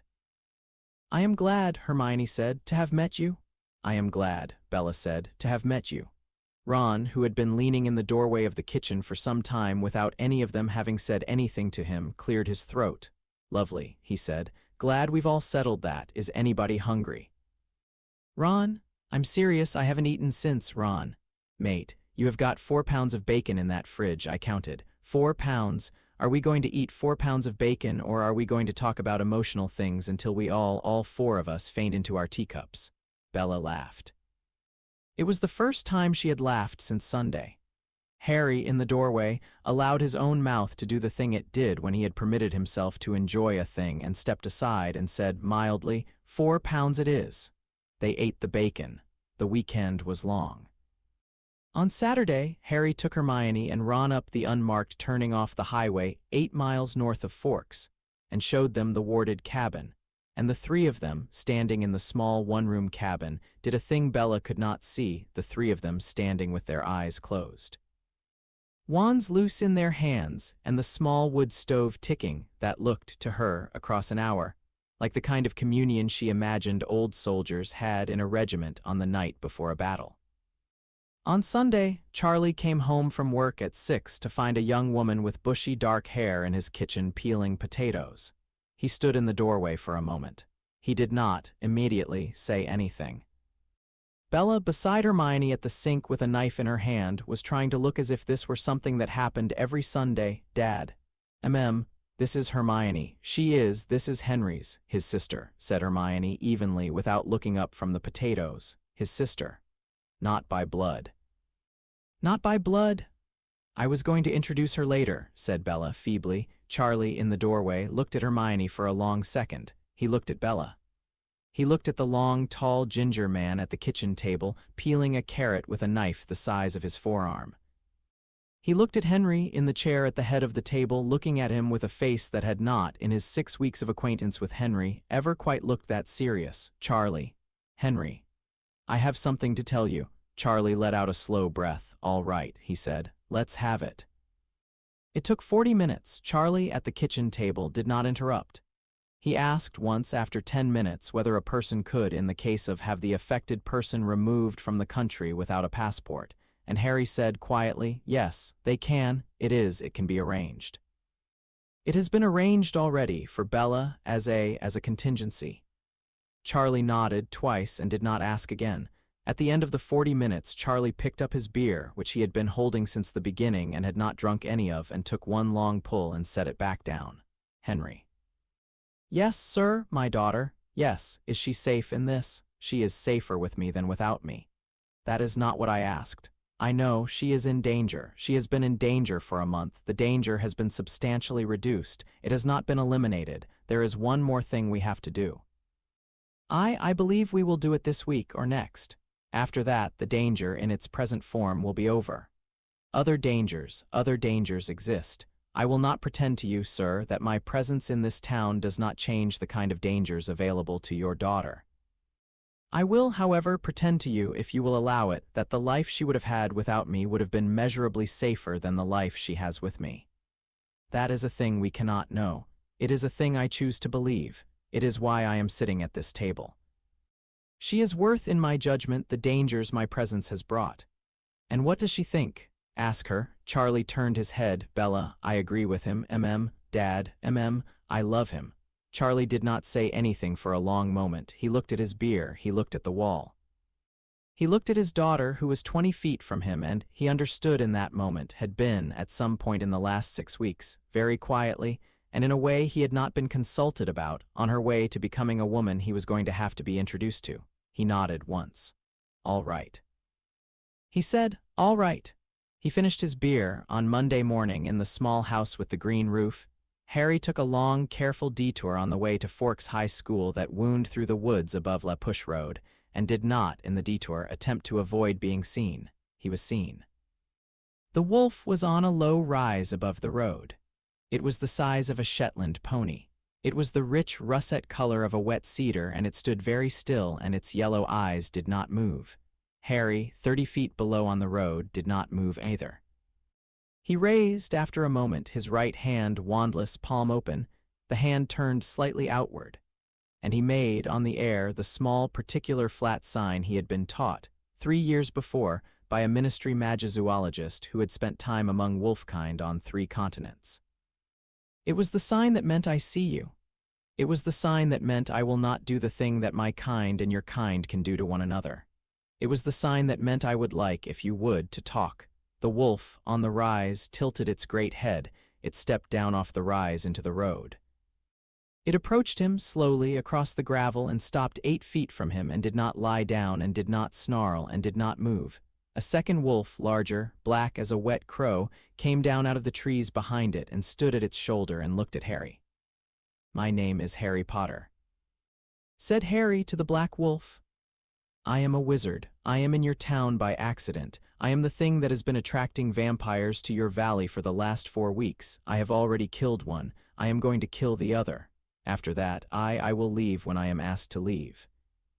I would like, if it would not be too much trouble, to have a conversation at a time and place of your choosing, in which we agree that I will, while I am in this valley, not kill, not transform, and not take anything of yours. I would like to hear from you what you would wish of me in return. I do not come in arrogance. I come in honesty. I would not have imposed on you if your land had not, in the last month, seen things it should not have seen. I am sorry. It was not my intention. It has happened anyway. The black wolf did not move for a long moment. The russet wolf, smaller, younger, impatient, shifted its weight, and the black wolf, without turning its head, flicked one ear, and the russet wolf stilled. Then the black wolf did a thing Harry, in 3 years as an Auror, had seen only once before. It sat. It lowered its great head to the gravel road. It raised its head. It looked at him. Harry understood what he was being told. "Thank you," he said quietly. "I will come at dusk to the line on La Push Road. I will not cross. I will wait." The black wolf inclined its head. It turned. It went back up the bank into the trees. The russet wolf, smaller, younger, stayed for 1 second longer. It looked very particularly at Harry. Its yellow eyes did a small, considered thing. Then it too turned and was gone. Harry, on the gravel road, stood for a long moment. He let out a breath. He walked on to school. At 4:30 that afternoon, he was on the tribal line on La Push Road, in the rain, with his hands in the pockets of his jacket and his hood down. He did not, at 4:30, know the names of the men on the other side. He did not know the name of the smaller russet one. He did not know, in short, a great many things he would, in the next 5 years, come to know. He waited on the line in the rain, with a patience that had been in him since he was 15 years old and had stood under a chestnut tree in a schoolyard in Scotland waiting for a thing to make up its mind. After a long while, across the line, 3 figures stepped out of the trees. They were men now, tall men, dark-haired men, brown-skinned, wary-faced men. They were young. The oldest of the 3 was perhaps 24. The youngest was 16. They were dressed lightly in cut-off shorts and T-shirts for a cold, wet afternoon, and they walked without shoes. The oldest of the 3 stopped 6 feet from the line. He looked at Harry evenly across the line. "Harry Potter, Sam Uli, I think. You think correctly. I am glad to meet you. We will see. I expect we will." The younger man at Sam Uli's right shoulder, the russet one, younger still in his face than he had been in his fur, was looking at Harry with a cold, evaluating directness that Harry did not, in the moment, take for hostility. He took it for something that had not yet, in this young man's life, been trained out of him into something more useful. He made, mentally, the note. It would come in useful. Sam Uli, across the line, spoke for some time. Harry listened and did not interrupt, and at the end of it, gave the young alpha the answers Sam had not known he was looking for, and the 3 young men across the line inclined their heads. And Sam, last, stepped forward 1 pace and reached across the line and shook Harry's hand. And let it go. The 3 young men turned and went into the trees and were gone. On the road, in the rain, Harry Potter stood for a moment longer than the meeting had required. He was not, he realized, quite ready to go back to the small house with the green roof. He was not quite ready to sit at the kitchen table with Hermione and Ron and Bella and plan the thing they would now, in the next 3 days, plan. He stood on the gravel road in the rain with his hands in his pockets, and he allowed himself, for one small moment, the smallest disallowed thought he ever allowed himself in the doing of his work. He thought, "I would like one day to be done." Then he pulled his hood up, turned on his heel, and walked back down La Push Road toward the lights of the town.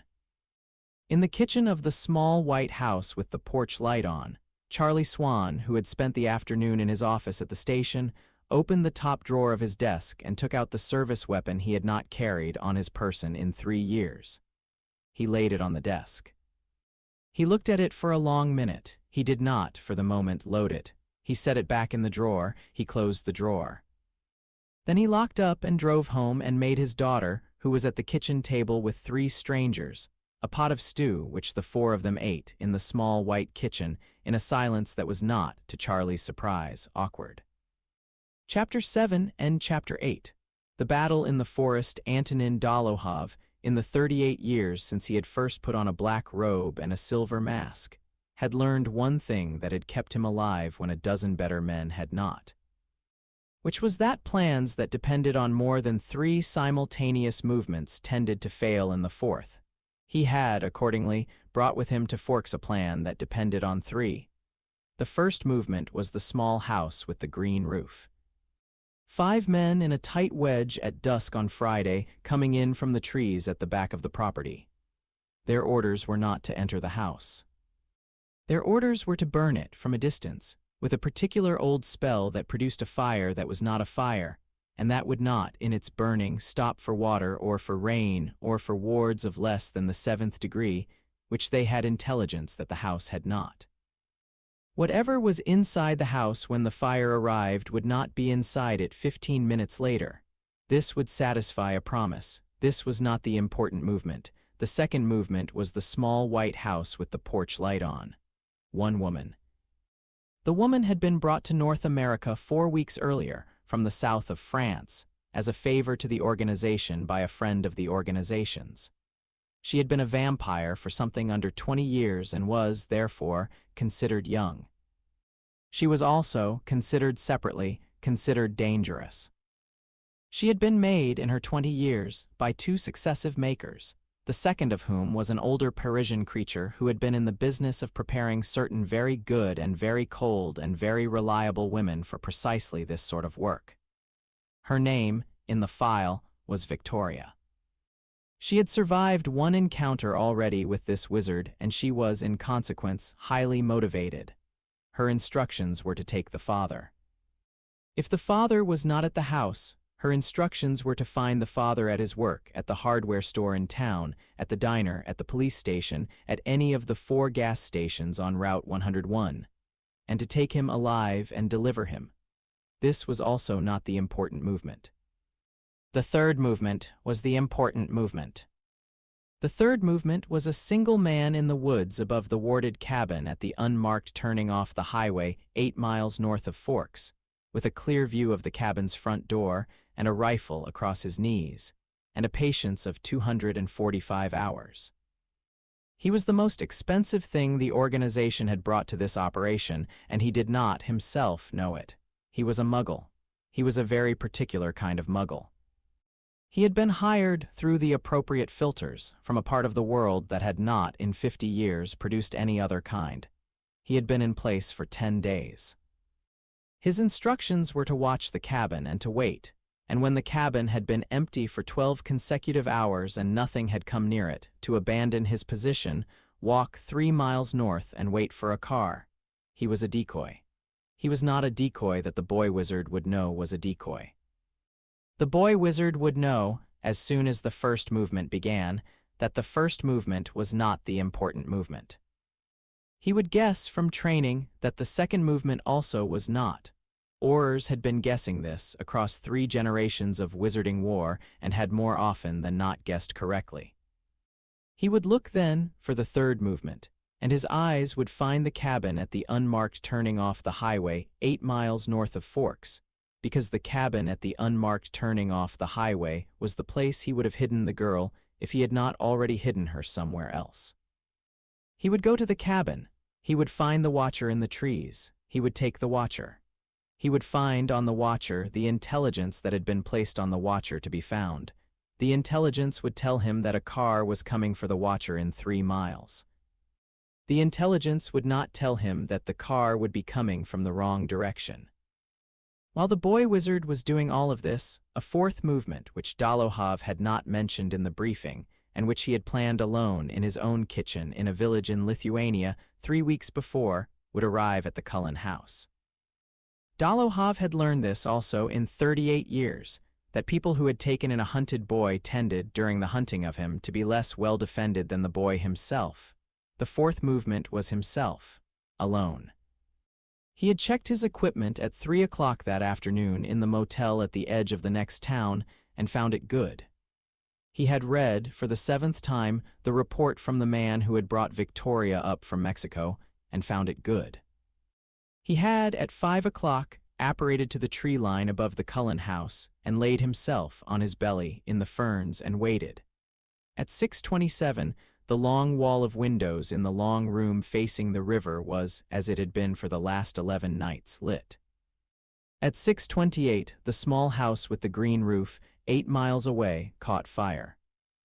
At 6:29, in the small white house with the porch light on, a woman with red hair came out of the dark at the back of the yard and walked, with a predatory economy of motion, up to the back door of a small white house and put her hand, gently, on the handle. And at 6:30, Antonin Dolohov, in the ferns above the Cullin house, lifted his wand. This was the plan. It was a very good plan. It failed in the second movement. The failure in the second movement was that the small white house with the porch light on was empty. It had been empty for 3 days. The woman with red hair, pushing open the back door that was, as she had assumed, not locked, walked into a kitchen that had a small, faint, lingering smell of bacon and Murphy's oil soap and nothing else at all. The front door stood open. The curtains in the front room had been drawn. A single plate, upside down, was in the drainer on the kitchen sink. A note on the refrigerator said, in case of emergency, see Henry. She stood in the kitchen for a long moment. She was an intelligent woman. She had spent 20 years being made by 2 makers, the second of whom had specialized in the preparation of intelligent women. She understood, in the 4 seconds it took her to read the note a second time, precisely what had happened to the second movement, and to the first, and, by sensible extrapolation, to the third. The boy wizard had emptied every place anybody might expect him to defend, and he had done it days ago, and he had done it quietly, and he had not told his watchers, because he had not, at any point, been the species of man that did things in the manner expected of him. He had done, instead, a fourth thing that Dolohov had not considered, and that she had not considered, and that was, even now, somewhere in a small particular place, waiting for the 3 of them to find out about it at the most inconvenient possible moment. She considered the note on the refrigerator for 1 more second. Then she turned and left the small white house with the porch light on and went very quickly into the trees behind the backyard, because she was not, in her judgment, going to meet the thing that had been set up to meet her from inside a small white house with a porch light on. She had, in the judgment, already left it too long. The thing that had been set up to meet her was not inside the small white house. The thing that had been set up to meet her was the russet wolf that had sat on a low rise above La Push Road 3 days earlier. It had been lying for 12 hours in the tall, wet grass of the backyard of the small white house with the porch light on, and it was not the only wolf there. It had on either side of it 2 of its brothers, one a long-limbed, rangy gray thing, the other the black alpha, and when the red-haired woman went very quickly into the trees behind the backyard, the 3 wolves, without making any sound, rose out of the grass and went with her. In the ferns above the Cullin house, Antonin Dolohov lifted his wand and found that the wand above his head had, in the time it had taken him to lift it, collected upon itself a single thin ring of cold silver light. He looked up at the ring of cold silver light. "Drop it," said a calm voice behind him. Antonin Dolohov, in 38 years, had learned one other thing that had kept him alive, and this was that in certain situations one did not, at the sound of a calm voice behind one, attempt to cast. One dropped the wand. One turned. One had the conversation. One waited for the opportunity which would come, unless the calm voice behind one was a calm voice that was not making the usual mistakes. He dropped the wand. He turned. Harry Potter was standing 8 feet behind him in the ferns with Hermione Granger at his right shoulder and Ron Weasley at his left. The calm voice had not been unusually calm. The calm voice had simply been calm. "Dolohov, Potter, you have how many?" 5. And the woman. And the woman. And the marksman in the trees above the cabin. "Ah, yes, yes. You are going to need to give us the rest of it, Dolohov, the standing orders, the fallback, the names of the men with you." In exchange for which Hermione, here, who is, as you know, Senior Undersecretary for Magical Justice as of, when was it again, Hermione? Tuesday. As of Tuesday, we'll see that you go into a cell in England and not a cell in Lithuania, and that your wife receives notification within the week. Potter, yes, my wife has been dead for 2 years. Harry was quiet for a moment. I am sorry, he said evenly. I did not know. No. Dolohov, Potter, I will not tell you any of it. I have known since I left the house this afternoon that I was not going home again. I will not use the 2 minutes I am now permitted telling you things. I will tell you one thing, not on the list of things you are asking, a kindness. Go on. The woman, Victoria, she is not mine, she is not the organization's. She came because she had a reason.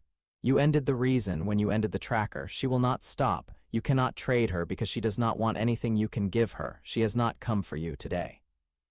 Today she has come for the father of the girl. Tomorrow, or the day after, or a year from now, she will come for the girl. She will come for the girl until there is no girl or no Victoria. I am telling you because I also in my life have known a woman like her. I did not stop her in time. I am sorry. I, Potter. Antonin Dolohov in the ferns above the Cullin house, with a single thin ring of cold silver light around the shaft of his dropped wand, and Harry Potter's wand on him, and Hermione Granger's wand on him, and Ron Weasley's wand on him, did the thing that, in 38 years, had been his best trick. He moved. He did not move toward his own wand. He did not move toward Harry. He did not move toward Hermione. He moved toward Ron because Ron was the biggest and the youngest and the one he expected, by ratio of reflex to reach, to have the worst angle. He did not get very far.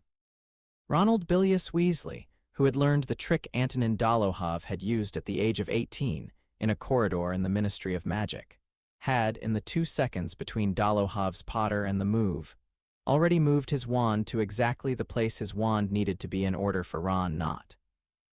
In the event to miss. Ron did not, in the event, miss. The flash was brief and red and the size of a fist. Dolohov, in midair, in the middle of a leap that had been intended to cover 7 feet in under a second, did not finish the leap. He fell. He did not get up again. Ron lowered his wand. That, he said, was for Bill's wedding. He did not immediately say anything else. He looked at the body for a long moment. His face did for 1 second the thing his face did on the rare occasions when he had, in the course of his work, been obliged to do a thing he would, on any other day, have preferred not to do. Then the second passed, and his face did the thing it normally did, and he turned. Right, he said. 5 more then, Victoria? Where? The clearing, said Hermione, already moving. They will have realized by now that the first movement was a feint. They will be converging on the house. They will be 3 minutes out. Bella is fine. Carlisle is at the cabin. Charlie, said Harry, is in a safe house 30 miles outside Seattle with Alice, where he has been since Wednesday morning. Come. They came. The clearing below the Cullin house, where the long blacktop drive passed between 2 low banks of fern, and a stand of old cedar had been thinned years earlier by a storm, had, at 6:31 on a Friday evening in March, the unlovely quiet of a place waiting to host a thing it did not want to host. The long wall of windows of the house above it was, still, lit, and the 4 Cullens who intended to fight had arranged themselves in the clearing in the geometry Carlisle had diagrammed 2 days earlier on a piece of butcher paper on his dining room table. The 5 men of the first movement, arriving at the clearing at 6:32, from the north, in a loose wedge in dark wool coats with wands drawn, found the 4 Cullens there and began to cast, and found, very quickly, that the 4 Cullens were not as they had expected. Hovering in midair and bleeding. The long experience of the organization with vampires had been, on the whole, an experience of vampires who could be made to hover in midair and bleed by a sufficient expenditure of second-tier curses. The Cullens were not that kind of vampire. The Cullens were Carlisle's children, and Carlisle's children who had not, in their long lives, fought a wizard before, had been briefed over 2 days by 3, and had learned the several things they needed to know. The first of the 5 men went down under Emmett in 4 seconds and did not, for a while, get up. The second of the 5 men cast a spell, very fast and very accurate, that should, by rights, have put a large hole in Jasper Whitlock. It did not. Jasper had come around the tree behind the man at exactly the speed he had been advised to come around it, and the spell, when it had cleared the place Jasper's throat had been, plowed a hot pale crater in the cedar behind him. The man was not given a second cast. The third, fourth, and fifth of the 5 were, at this point, the 3 who mattered, because they were experienced and they had time to react, and they were, for the 15 seconds after the first and second had gone down, in a position to do something rational. They took the position Dolohov had, in the briefing that afternoon, told them to take, which was to put their backs together in a tight triangle and cast together the old braided cursework that had, for the last 300 years, been the default defensive posture of the species of wizard who fought in wedges. They cast it well. It would have held against any of the 4 Cullens taken alone for some minutes. It would have held against all 4 of the Cullens together for a few seconds less. It did not have to hold against the 4 Cullens together. A woman with bushy dark hair stepped out of the trees at the south edge of the clearing, lifted her wand, and spoke a long, quiet sentence. The braided cursework of the triangle collapsed. It did not shatter, it did not explode, it did not, in the technical sense, fail. It simply, in the manner of certain old cursework opened by certain old spells at certain old points, decided that it had other business to attend to and was not, for the duration, available. The 3 men who remained found themselves, 4 seconds later, down to 2. Rosalie Cullen, who in her life had not been given as many opportunities as Emmett to do this sort of thing, had closed the 5 meters between the triangle and her own position with a speed that surprised the man in the north corner. He did not, after the first moment of surprise, have a second moment for anything else. Rosalie, who was her mother's daughter, walked him back into the cedar behind him, and the cedar behind him did not give way, but his shoulder did. The last 2 men surrendered. They surrendered to Hermione, who had come out of the trees at the south edge with Harry half a step behind her and Ron half a step behind him. She disarmed them. She wrapped them in one neat motion of her wand, in the cold silver light that had earlier in the evening been wrapped around the shaft of Dolohov's. She sat them down on the grass. She did not, for a moment, ask them any questions. She turned. "Clear," she called. "Clear," Harry called back. "Incoming," said Carlyle at the porch of the house behind them. He said it calmly, in the way Carlyle said most things. They all turned. From the trees at the far northwest of the clearing, up the ridge in the direction of the river, came the sound of something running. Something running was the sound that, in a forest at dusk, carried best across clean air, and they all of them, heard it at once. Then, over the top of the ridge, came a blur of red hair, and behind the blur of red hair, half a second behind, in a flat, dead run, came a wolf, the russet one, and the wolf was, even at a dead run, losing ground. And the blur of red hair was flinging herself down the ridge toward the clearing in long, impossible bounds, and the 3 figures in the ferns at the base of the ridge, who had been waiting for her, rose up. The 3 figures were Edward Cullen, Sam Uli, and the smaller, younger russet boy's older brother, a shifter whose name Harry did not yet know but would, the next morning, learn was Paul. Victoria did not when she saw them slow. She had not slowed in any of the 26 minutes since the note on the refrigerator. She had run, very hard, through the trees and over the ridges and down the long back slope of the ridge above the Cullin house, and she had, in those 26 minutes, been pursued by 3 wolves, and she had lost one of them, the gray one, in a ravine, by a trick with an overhang, and she had lost another, the black one, Sam Uli, at a fallen tree on a ridge, by the simple expedient of vanishing off the edge of the ridge and coming down 100 feet away on wet rock, and she had not, in those 26 minutes, lost the russet one. Because the russet one was the youngest and the youngest one did not stop, she had, at the top of the ridge above the Cullin house, made the mistake she was going to make. She had assumed that the bodies in the clearing below meant that the 5 men had done their work. She had therefore committed, as she had been trained to commit, to a fast, clean closing run. She had not stopped to count the bodies. She understood in the last second of her long run that there had been only 2 Death Eaters on the grass in the clearing, and not 5, and that the 3 standing figures in the ferns at the base of the ridge were not, as she had assumed, her own men. She tried in the last second to turn. She did not make it. Edward Cullen, who in his life had been restrained and formal and a little distant, took her at the base of the ridge with both arms, low around the legs, and it was not, by Edward Cullen's standards, a polite tackle. He took her into the ferns and he took her down, and Sam Uli, who had closed the last 3 steps in a single leap, came down on her back, and Paul beside Sam came down on her right arm, and the russet one, younger, who had been, at that moment, still 4 seconds behind, came down the last of the ridge in a flat bound and landed, and did, with a great deal of clean, competent teeth, the thing that his brother and his alpha had left for him to do. It was over in under 10 seconds. It was not pretty. It was, however, done. The forest, when the last of the echoes of the 10 seconds had finished, was quiet. The long wall of windows of the Cullin house on the slope above was still lit. The 2 surrendered men on the grass in the clearing were very still. The 3 Cullens, where they had finished, stood or sat, or in Emmett's case lay on his back on the grass with his hands behind his head looking up at the sky, and did not, for a moment, say anything. Hermione Granger in the trees put down her wand for the first time in 27 minutes. Harry Potter in the ferns at the edge of the clearing stood for a long second with his hand still out in front of him and his wand still in his hand, and then, slowly, lowered the hand. Edward Cullen walked up through the ferns to him across the clearing.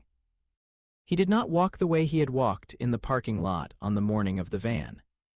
He walked, instead, the way a man walked who had, for the last 5 weeks, been holding several difficult things at once and had, for the last 5 minutes, set them down. He stopped in front of Harry. "He said you would come," said Harry evenly. "In the end, I believed him. I did not arrange this for you. Carlyle arranged this for you. He knew. I am aware. You did well, Edward. I did the thing that was there to do. Yes." Edward looked at him for a long moment. "She is safe. She is safe. You will tell her." "I will tell her, Henry. Yes, Harry. Edward extended his hand. Harry Potter looked down at it, then he took it and shook it once firmly and let it go. He did not, in the handshake, say anything. He did not need to. He simply turned and walked up the long drive toward the house with the long wall of windows, which was, even at 7 in the evening, even after the rain had started again on the roof and on the tops of the cedars and on the ferns in the clearing. Even with the very considerable disorder of the quarter hour just ended, still lit.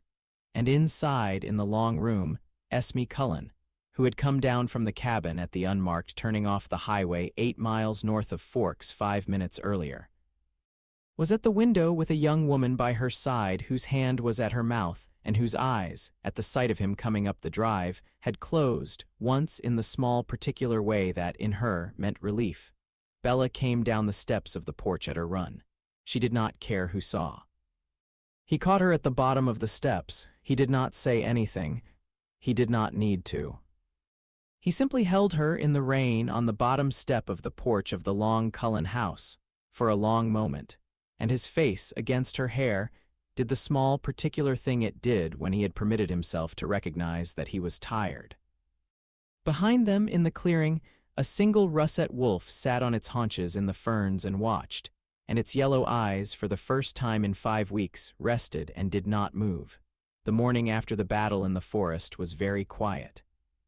It was quiet because, for the first time in 5 weeks, the number of things that were about to go wrong in Forks was, as best as anybody who might fairly have had an opinion on the matter could tell, 0. Harry, at the small kitchen table in the small house with the green roof, which had not, in the end, burned, the first movement of the night before had been broken at the back fence by a set of fall-through wards Harry had laid down in the afternoon. And the 5 Death Eaters who had cast the long fire had, at the moment of the fire's making, found themselves in the fire, and had spent the next 6 minutes extinguishing themselves, and had not, for the 6 minutes, been participating in the rest of the evening. Harry, at the small kitchen table, was drinking tea and reading the paper, and had not, for an hour and a half, said anything, and had not, for an hour and a half, wanted to. Hermione, at the other end of the small kitchen table, had a stack of files in front of her as tall as a man's forearm. She had been writing in the files in a small, tight handwriting since 6. She had not had any tea. She would eventually notice the cup Harry had put in front of her an hour earlier, which had gone cold, and she would scowl at it. And Harry would, without looking up from his paper, put his hand out and whisper something at it, and the cup would steam again, and she would drink it. Ron, on the couch in the front room, was asleep. Bella, who had come from Charlie's at 9, was in the kitchen doorway with her coffee in her hand, leaning on the frame, watching them. She was not watching them for any reason. She was watching them because they were easy to watch. The three of them at their small morning business in the small house with the green roof were doing a thing she had not, until that morning, understood she had been looking at for several days without seeing, which was to say they were a family. She was, she realized, in the kitchen doorway, in the process of being invited into one. She had, her entire life, done her best with a different kind. She allowed herself, in the doorway, the small luxury of feeling what she was feeling for a long moment, and then she set it down gently in a place she would come back to in a week or a year, and she walked into the kitchen. Harry, I have been thinking, I am not going to be a vampire. He lowered the paper. All right. I mean it. I have had all night. I have been awake, and I have been thinking about what Esme was saying. About the way when you were in the ferns last night, Rosalie looked when she came out of the trees at the edge of the clearing. I saw her when I came down the porch. She was Harry. She was a woman to whom a terrible thing had happened at 18 and who had been, for 92 years, asked every night to be 18. I do not want that. I do not care what the long form is, and I do not care what Edward in the months to come might or might not ask. I am not going to do it. I do not want to be 18 forever. I want to be 35 eventually, and I want to be 60 eventually, and I want to be the person Charlie is. I want to have the knees he has. I do not want to be beautiful. I want to be old with you when we are old. I want that. He set down the paper. Bella, yes, I was not going to ask. I know. I was not going to. I did not want you to think that. I know, Harry, I know. That is why I am saying it first, because I know. He looked at her for a long moment. All right, he said very quietly. Come sit down. She sat down. He took her hand across the table. Bella, yes. There is the other thing. I know. Hermione and I, we have been talking for a week. Bella, it is possible to train you. It is slow. It is not what we would call a full training. You will not be able to do all of the things our kind can do. You will not be able to do, I think, 30%. But 30% is a great deal. You will, in time, you will have a wand, you will be able to light a room, you will be able to ward a door. You will be able to put out a fire, you will be able to heal small wounds, you will be able, if you wanted to learn, to send a Patronus. You will be able to protect yourself, you will be able to protect other people. Hermione wants to train you if you will have her. She has, it is an uncommon offer from her. I hope you will accept. I will accept. Not to please me, not to please you. I will accept for me. All right. Hermione, at the end of the kitchen table, did not look up from her files. The corner of her mouth did a small thing. She made a small notation in her tight handwriting on a particular line of a particular file. She set down her quill. Mondays and Thursdays, she said. In Forks, until you are ready to come to England for a fortnight. Your first wand is one of mine, borrowed. We will go in the summer to get you your own. Ollivander will be pleased to meet you. Thank you. Hermione picked up her quill and returned to her files, and the three of them at the small kitchen table did not say anything for a long warm minute. And Ron, on the couch in the front room, turned over in his sleep and said very distinctly, Pardon me, that is my pint. Carlisle Cullin came at 11. He was alone. He did not come in through the front door. He came, as a courtesy to Harry, up the gravel drive in a neat dark coat with his hands in his pockets, and rang the bell. Harry opened it. Carlisle, may I come in, please? He came in. He accepted tea. He sat at the small kitchen table across from Hermione, whom he had met over the course of the last week, and whom he had, after one dinner, become professionally fond of. He set down his cup. Hermione, Carlisle, I have been thinking, you too. We have, I think, both been thinking the same thing, the treaty. Hermione smiled. It was a small, dry, considered smile that went up one side of her face and stayed there. She reached for the tallest file in her stack, which was bound in blue, and laid it on the table between them. She opened it.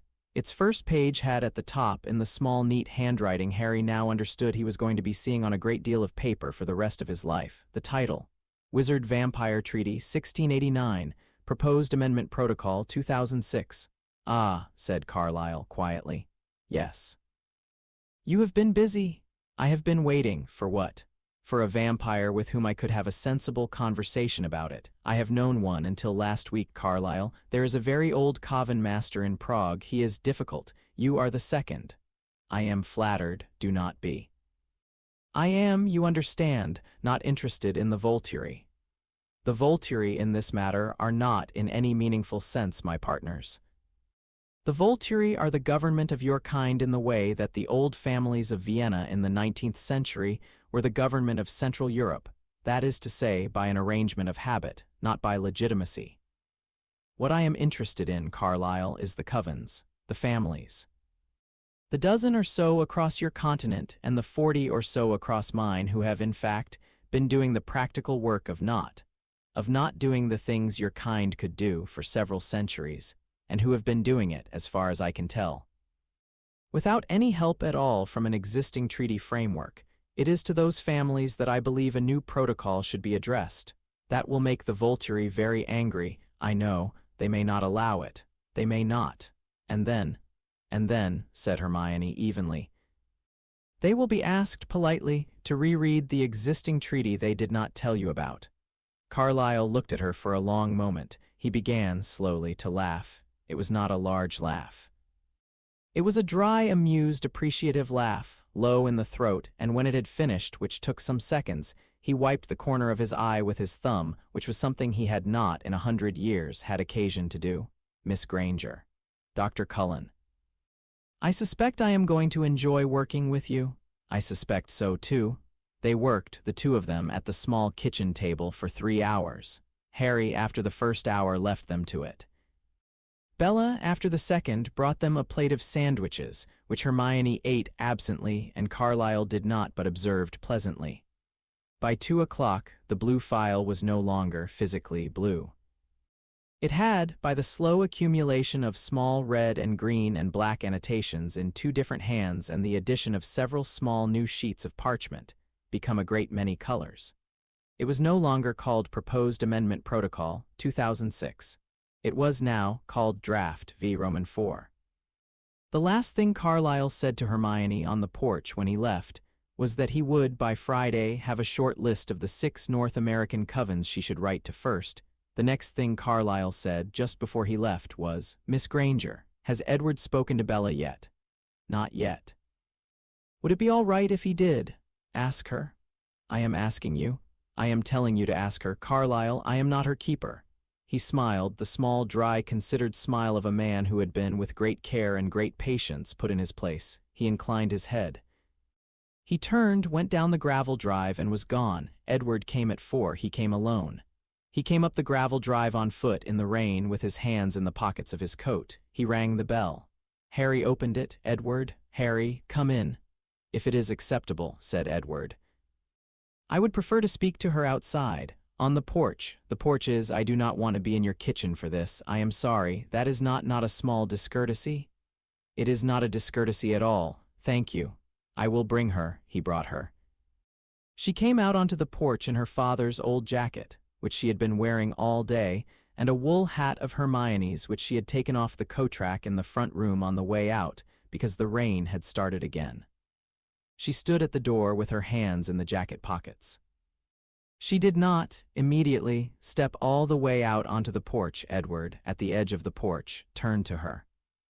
His face in the thin gray afternoon light was, she realized, looking at it, the face she had seen on him in the days after the parking lot, the careful, restrained, formal face, but with something behind it that was, by the standards of Edward Cullen, not careful at all. Bella. Edward. Will you come and sit? She came. She sat on the porch step. He sat a foot from her with his elbows on his knees and his hands loose between them for a long moment. He did not say anything. Bella. Yes. I would like to say several things, and I would like to say them without interruption, and then I would like you to say anything you like to me. Is that all right? Yes. Bella, I am very sorry. She did not immediately say anything. He did not expect her to. He kept going. I am sorry for the way I looked at you in biology on the first day. I am sorry that my family has spent 6 weeks watching you in a manner that, had you known about it, would have, quite reasonably, alarmed you. I am sorry for the conversation in the parking lot of the hospital. I am sorry for the silence in the weeks afterward, which I had thought was what was required, but which I am told in the ordinary manners of ordinary human beings may in fact have been heavy. I am sorry for, he paused. I am sorry for hoping. He said slowly, on your behalf without your permission for a thing, for many weeks. I am sorry that the hoping it was without your, I did not ask you. I believed in my arrogance that I knew better than you what would be best for you. I believed in my arrogance that if I gave you a little time and a little space and a little kindness and was very patient about he laughed briefly, a small unhappy laugh, about the manner of thing that I am, that you would in time come to choose what I had hoped for. I did not credit you with the plain intelligence of having already chosen. Of having chosen, in fact, on the day of the van. Before, on the first Tuesday, I did not, I refuse to see it. It is a failing in me. I am sorry for it. I am also telling you, Bella, that I have understood. I understand. I will not ask it of you. I will not approach you. I will not attempt in any small or large way to linger in the margins of your life in the hope of a shift. I will not. I will leave the town. I will not tomorrow. I will not run. I will, on my own schedule, in a few weeks, I will go to Denali, where an old friend of Carlyle's has long invited me to come. I will write to Carlyle once when I have arrived, and after that, I will not for some time come home. I will let you have the town. It is your town more than it was ever going to be mine. Harry is the right man. I have seen it. I saw it on the grass last night. I saw it. I have been seeing it for 4 weeks since the hospital. I am very glad it is him. I wanted to tell you so. He stopped. He had not, in the last 3 minutes, breathed because he did not need to, and because he had not been able to bear, physically, the small interruption. Bella did not, for a long second, say anything. She did not, in the long second, cry. She had been ready to cry when she had come out on the porch, because she had expected, from Edward Cullen, a speech that was elegant and restrained and carefully honest, and which she would have had to be very patient with. She had not expected the speech she had been given. She had not expected the speech to be so plainly, so directly, so honestly, the speech of a man who had, at some moment she had not seen, set his crown down on a stone and walked away from it. She reached across the distance between them on the porch step. She took his hand. Edward. Yes. Thank you, Bella. I will not make a speech in return. I have no speech to make in return. I'm only going to say, Edward, I wanted you to know you have, in the last 6 weeks, done your best. You have not behaved badly. You have struggled. You have struggled with grace. I am sorry too. I am sorry that I did not, perhaps, say sooner the thing I had already decided. I thought perhaps I was imagining the pressure. I thought I was being silly. I thought it would go. It did not go. It was real, and I should have said so sooner. I did not. I am sorry. I hope when you come home that we can be, I do not know. I would like to be friends eventually. It is too much to ask now. Perhaps in a year or two I would like it. I would like it too, Edward. Yes. I am going to do a small thing because I want to. I am not asking for permission. It is for me. She leaned forward and she kissed him, very briefly on the forehead, the way a small sister kisses a large brother at the end of a long afternoon. She sat back. He closed his eyes once. He opened them. He did not, for a moment, say anything. Then he nodded once and he stood up off the porch step and he went down the 3 steps and he turned at the bottom and he looked back at her on the porch. Goodbye, Bella. Goodbye, Edward. Tell him. I will. Tell him he is a very lucky man. He is. Edward Cullen inclined his head, the small, precise, old-fashioned nod Harry had taught her to recognize, and he walked down the gravel drive into the rain, and he was, in a short while, gone. Charlie had to be told. He had to be told because Bella had decided, in the kitchen the night before. while the three on the rug at the Cullens were eating a stew Esme had made them, that Charlie was not going to spend the rest of his life receiving partial truths from his daughter's boyfriend's friends.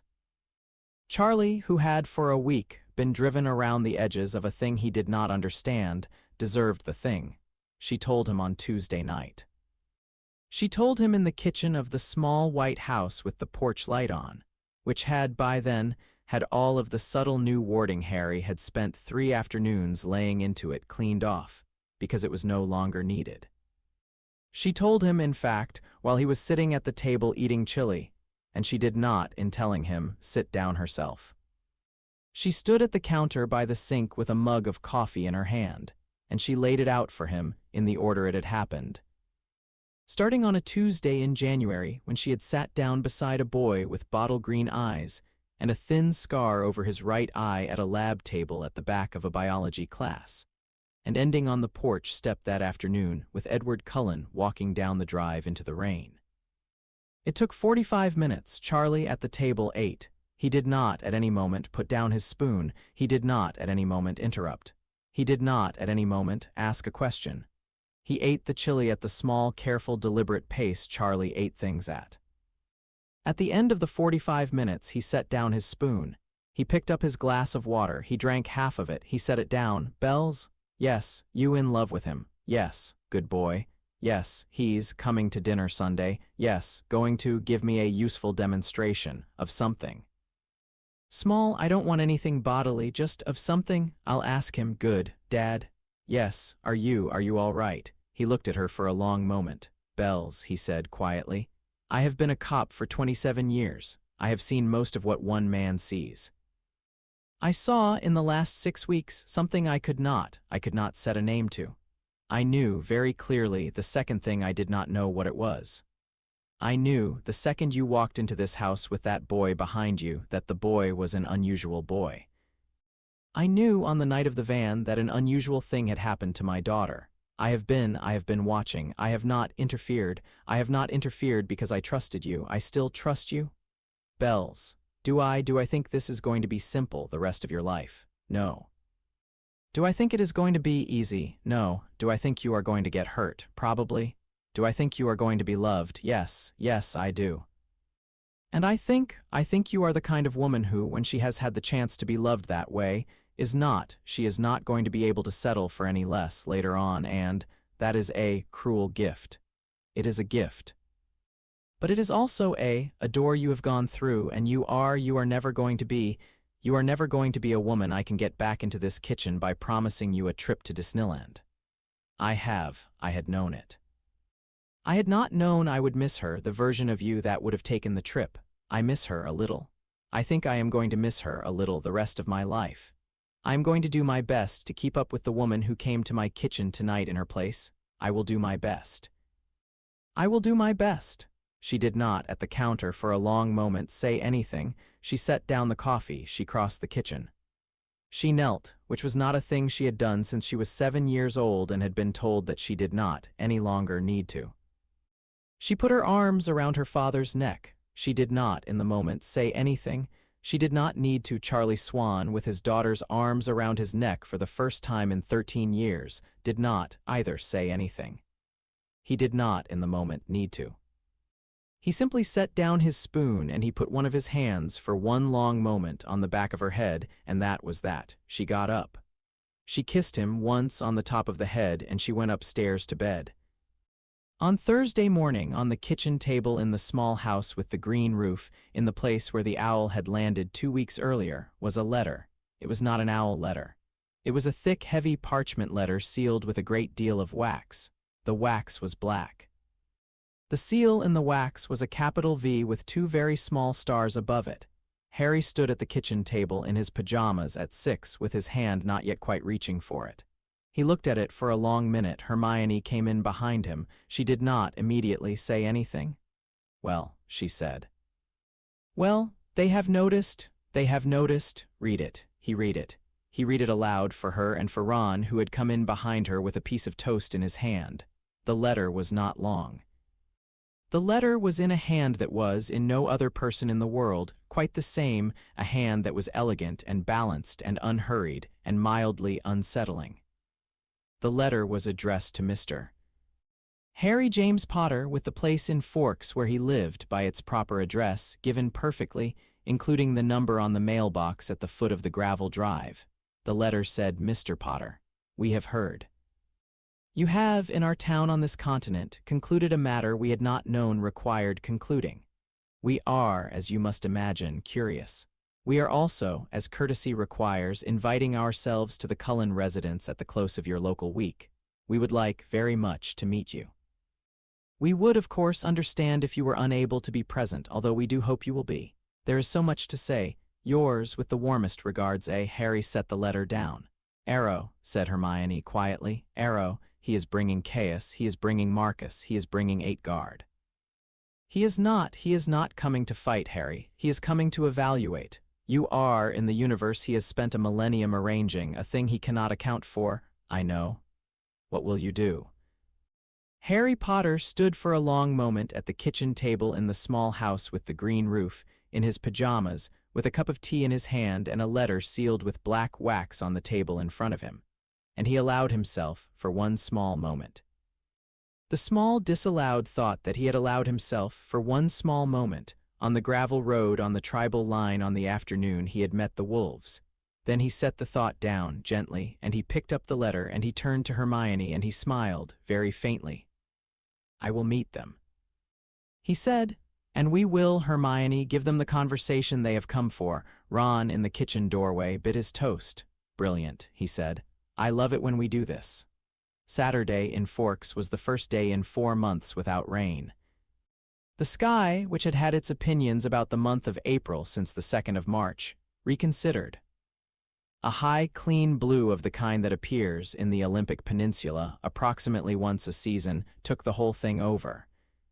The sun, which had not been seen in the valley since early February, put itself behind a bank of pines above the river, and lit the town from behind in a way that made the tips of the needles on the cedars look, for an hour in the morning, as if they had been individually dipped in gold.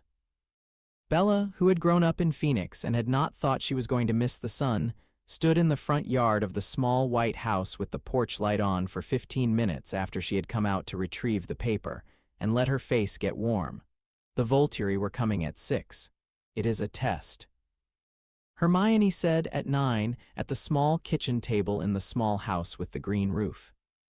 "Arrow's first test is to choose a day on which something in our life is better than we were expecting, so that our guard, when we come to the clearing, is not down but softer. It is not a new trick." "I have read his correspondence, Harry. I read the full translated file on Wednesday. He has used it at 13 of the last 17 parleys he has had with what he calls, in his own notes, mortal intelligences. Mortal intelligences, mortal intelligences. He has a way with words. He has nothing but ways with words. He has, at present, no other weapons we cannot meet. Good, good. Carlyle sent you the list. He sent me the list on Friday. And 11 of his 12 North American covens have already sent their agreement to the protocol. The 12th is thinking. I wrote to the 12th this morning. He will come round. Arrow, on Saturday night, will be told this by you in the clearing at the moment of your choosing. He will understand when he is told that the protocol is no longer a thing he can object to because the protocol has, as of Thursday, a quorum. He will see that in the first minute. The first minute is where the meeting will be won or lost. Harry, in the first minute, I understand. Do not threaten him. I was not going to, I know. I am saying it for the record. Understood. Do not let chaos provoke you. I was not going to. Marcus will watch. Marcus, you should know Marcus has a gift. He sees the bonds between people. He will see you and Bella, and he will see Ron and me, and he will see you and me and Ron, and he will see the overall geometry of the room. You will want him to have seen what he sees by the end of the first minute as well. Why? Because Marcus is the one whose opinion Arrow actually respects. Chaos is politics. Arrow is theater. Marcus is vision. Marcus, if you can, Harry, if you can, show him the thing with your hair this morning. Hermione, I mean it, all right. Ron, at the other end of the table, was polishing his wand with a scrap of flannel, because polishing his wand with a scrap of flannel was, in Ron Weasley, a sign that he was paying attention. Bella will be at the clearing. Yes, they will want to feel her out. They will find nothing. You are sure? Harry looked up. The certainty in his face did not have about it any of the small performative swagger that would have required bracing against. It was simply the face of a man who had spent the last 36 hours teaching a woman, in the small house with the green roof, and on the porch of the small white house with the porch light on and on the rock above the lake. The particular closed-door shape Hermione Granger had tried to probe for on a Tuesday afternoon. I am sure. Good. Ron. Yeah, will you come? Course I'll come. Thought that was settled. I wanted to ask. It is settled. Bloody waste of a beautiful Saturday, though, isn't it? Would have liked to drive up and see the lake. Americans are mad the way they put a lake at the end of a mile of gravel with no chips van at it. In Cornwall, by now, there'd be 3. We will go on Sunday. If we are all alive Sunday, we will be. Ron, finishing his wand, looked up at Harry. He did not, for a long moment, say anything. Then his face did the small, quick thing it sometimes did when he had been going to say a joke and had changed his mind. Mate. Yeah, you have done this. You have done this before. You will do it today. I know. I'm just reminding, because we don't, say it much. Thank you. Yeah, they did not, for the rest of the day, speak about it again. At 5:30 in the entryway of the long Cullin house, Carlisle Cullin stood with his wife at his right shoulder and his children, all of them. Rosalie had, at the last moment, come in from the garage with an oil rag over her shoulder and had, wordlessly, gone to the mirror and put herself together and come back, arrayed behind him, and looked for one long moment out at the pale evening through the wall of windows at the end of the entry hall. Edward. Yes, stay here. I am at the clearing. Stay here, Carlisle. I need one of us in this house in case. It will be you. I am sorry, I have asked everybody else. You are the one for whom the answer is always yes. Take it, please. Stay. Edward Cullen, who had in a week learned several things about himself he had not previously known, inclined his head. I will stay. Thank you. At 5:40 in the clearing at the bottom of the long blacktop drive, Harry Potter, Hermione Granger, and Ron Weasley stepped out of the trees on the west side and stood in a loose open line at the edge of the gravel. Harry, in the middle, was in a dark green wool coat over a dark shirt and dark trousers without a tie. Hermione, to his right, was in her long dark wool coat over a blouse and a severe skirt, with her hair up in the knot at the base of her neck. Ron, to his left, was in the long overcoat he had traveled in, over a jumper of a color Harry had once described to him over fire whiskey, as the particular dark green of a pot of mint somebody had neglected for a fortnight. At 5:41, Bella Swan and Carlisle Cullen, with Esme and Alice and Jasper and Emmett and Rosalie, and the Black Wolf, Sam Uli, in the wolf shape, because the meeting was a wizard meeting and an alpha who showed up for a parlay in his t-shirt was not. By the Elder Council's standards, attending, came down the long drive and took the arranged position at the head of the clearing. Bella, in a dark blue dress over dark boots, with the hem of her father's old jacket brushing the boots and a scarf of Esme's at her neck, stepped forward one pace by arrangement, past the rest of them, and stood to the right of Harry. At 6 exactly by the clock in the kitchen of the long Cullin house, the line of trees on the east side of the clearing did the small, brief, particular shimmer it did when the wood of an old forest was asked, without warning, to concede a large number of things to something that ought not, by rights, to have passed through it. Arrow, Caius, and Marcus of the Volturi, with 8 guard in black, stepped out of the trees. They were not, by Volturi standards, dressed to impress. They were in long black traveling cloaks over black. Arrow, in the middle, had his cloak open.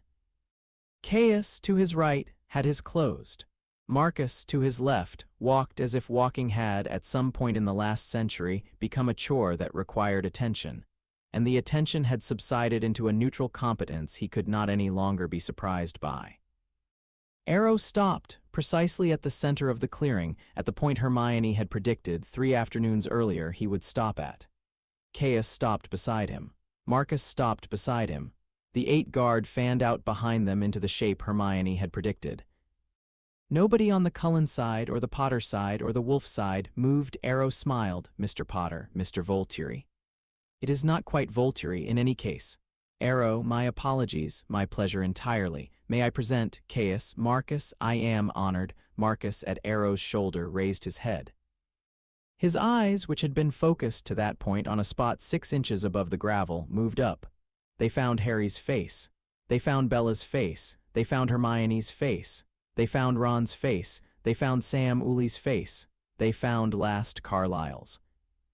Arrow, watching Marcus, watched the small thing Marcus's face did. The small thing it did was to not quite to soften. Arrow registered this. He did not let it show. Mr. Potter, Arrow, you have, in our town on this continent, concluded a matter? I have. May we inquire, please? The gentleman in question, James. He had come to me in a private capacity. He was not acting on behalf of any coven known to me. I was given, before I concluded the matter, no indication that he was known to you or to any coven that answers to you. That is correct. I concluded the matter in my private capacity as well. You concluded it well. I am sorry. You are not sorry. I am sorry that it had to be concluded at all. I am not sorry I concluded it. Ah, Arrow inclined his head. Yes, that is the more honest formulation. I thank you, Mr. Potter. Would you permit me to ask you, in the manner to which I am accustomed, a small question? Arrow extended his hand, palm up. Ron, to Harry's left, breathed out once slowly. Hermione, to Harry's right, did not move. Her wand at her right side was not in her hand. She had put it up her sleeve an hour ago. Harry looked down at Arrow's hand. Arrow, he said politely, I am sorry. I do not answer questions among my own kind by the putting of hands. I am sure you will understand that, among my own kind, I do not answer them in that manner among yours either. I would be glad to answer any question you like to put to me in the old way. I would be glad to answer, if it pleases you, at some length. Arrow let his hand fall. He did not, in the falling, lose the smile, of course. Thank you. You have made a home here. I have made a rented house here and a number of friends. The young woman at your right, Bella Swan, she is Bella Swan. She is not my anything, she is her own. She is my closest friend in this country. She is the witch at my right hand. She is, in this clearing this evening also, as it happens, the woman with whom I have chosen to pass the rest of what I hope will be a long and quiet and ordinary life. That is not information I owe you. It is information I am giving you as a courtesy. The appropriate response, Arrow, is thank you. Arrow smiled wider. Thank you. You are welcome. Caius, to Arrow's right, did not smile. Mr. Potter, Caius, you are, if I understand the hasty briefing Arrow gave me on the flight over, a person of some importance in your own community. I am. You are of some interest. That is kind. You are, in a manner of speaking, the most interesting thing to have happened in our continental hemisphere since my brother Arrow last came across the Atlantic. I will take that at something less than face value. I mean it. I know you do. That is why I will take it at less than face value. Caius's face did a small thing. Mr. Potter, may I ask, at what point did you decide that the concluding of certain matters in our town was a thing for you to do rather than a thing to bring to us?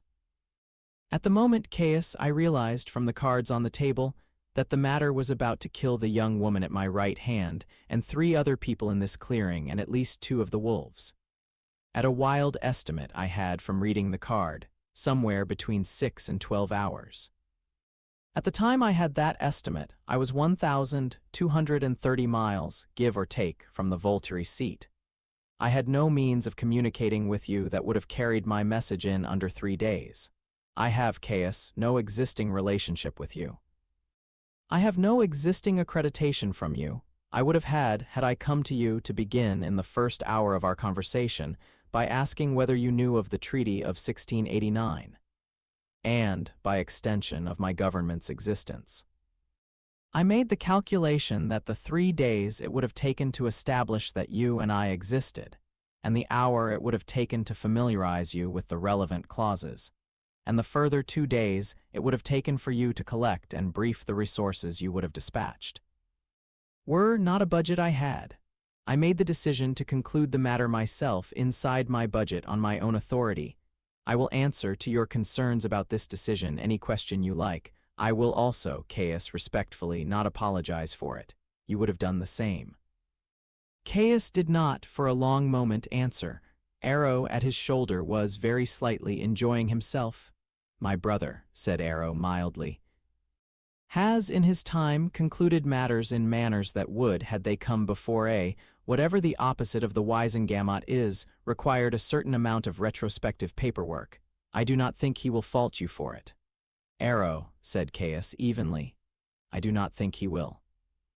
Marcus to Arrow's left stirred. Arrow, Marcus, ask the wizard the question we came for. Arrow inclined his head. Harry, Arrow, there is among us a hope.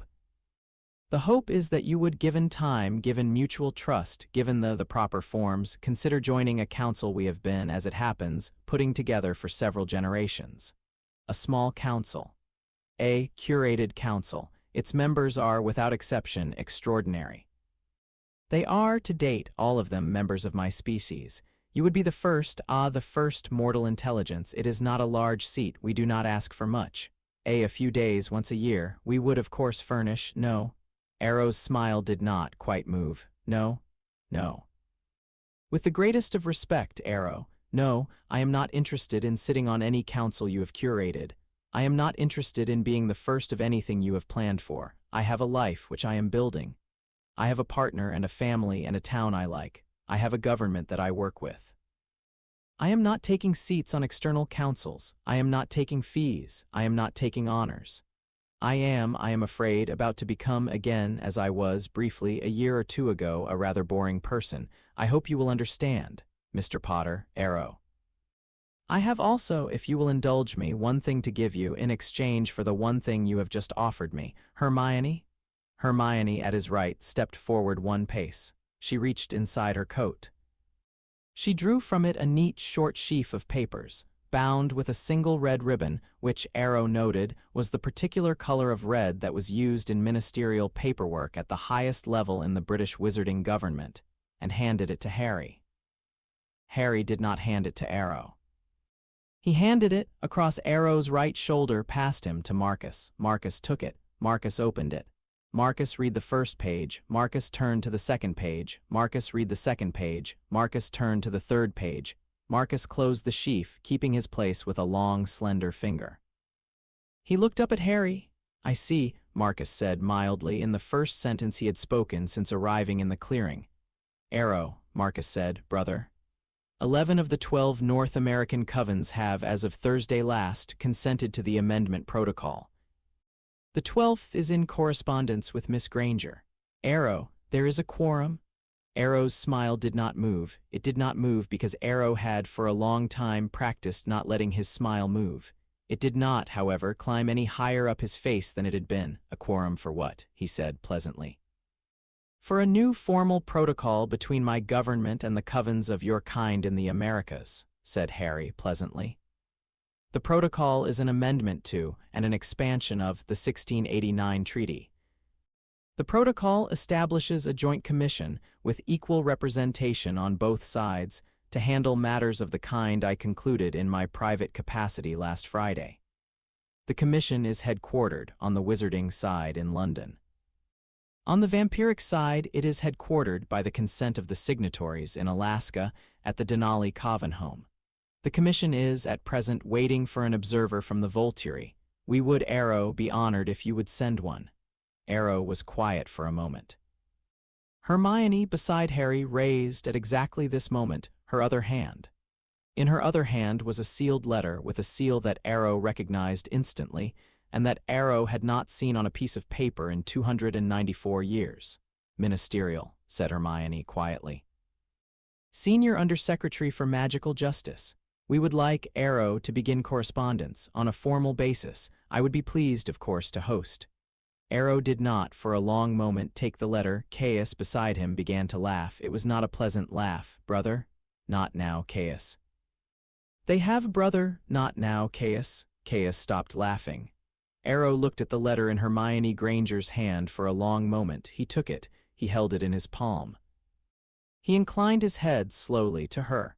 A different inclination than he had given Harry. An older one, a more formal one, the one his kind had in the time of his youth, used at court for magistrates they had not expected in the audience to be confronting, and he said, very mildly, "Madam Undersecretary, I shall read this at my earliest convenience.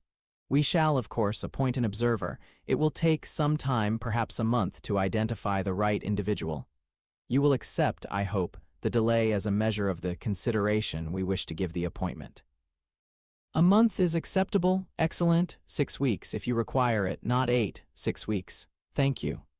"Thank you, Madam Undersecretary." Arrow turned his head slowly back to Harry. For a long second the two of them regarded each other across the clearing. "Mr. Potter, Arrow. We have not today had the conversation I had been hoping to have. Perhaps on another day, Arrow. Perhaps on another day. I am afraid, extremely boring. It may not be worth the flight. I expect we will find a way to be interested. I hope you will forgive me when you find, in fact, that I am as boring as I say, Mr. Potter. Yes, I will now leave you this clearing. I will leave you this clearing with my sincerest congratulations on your new life.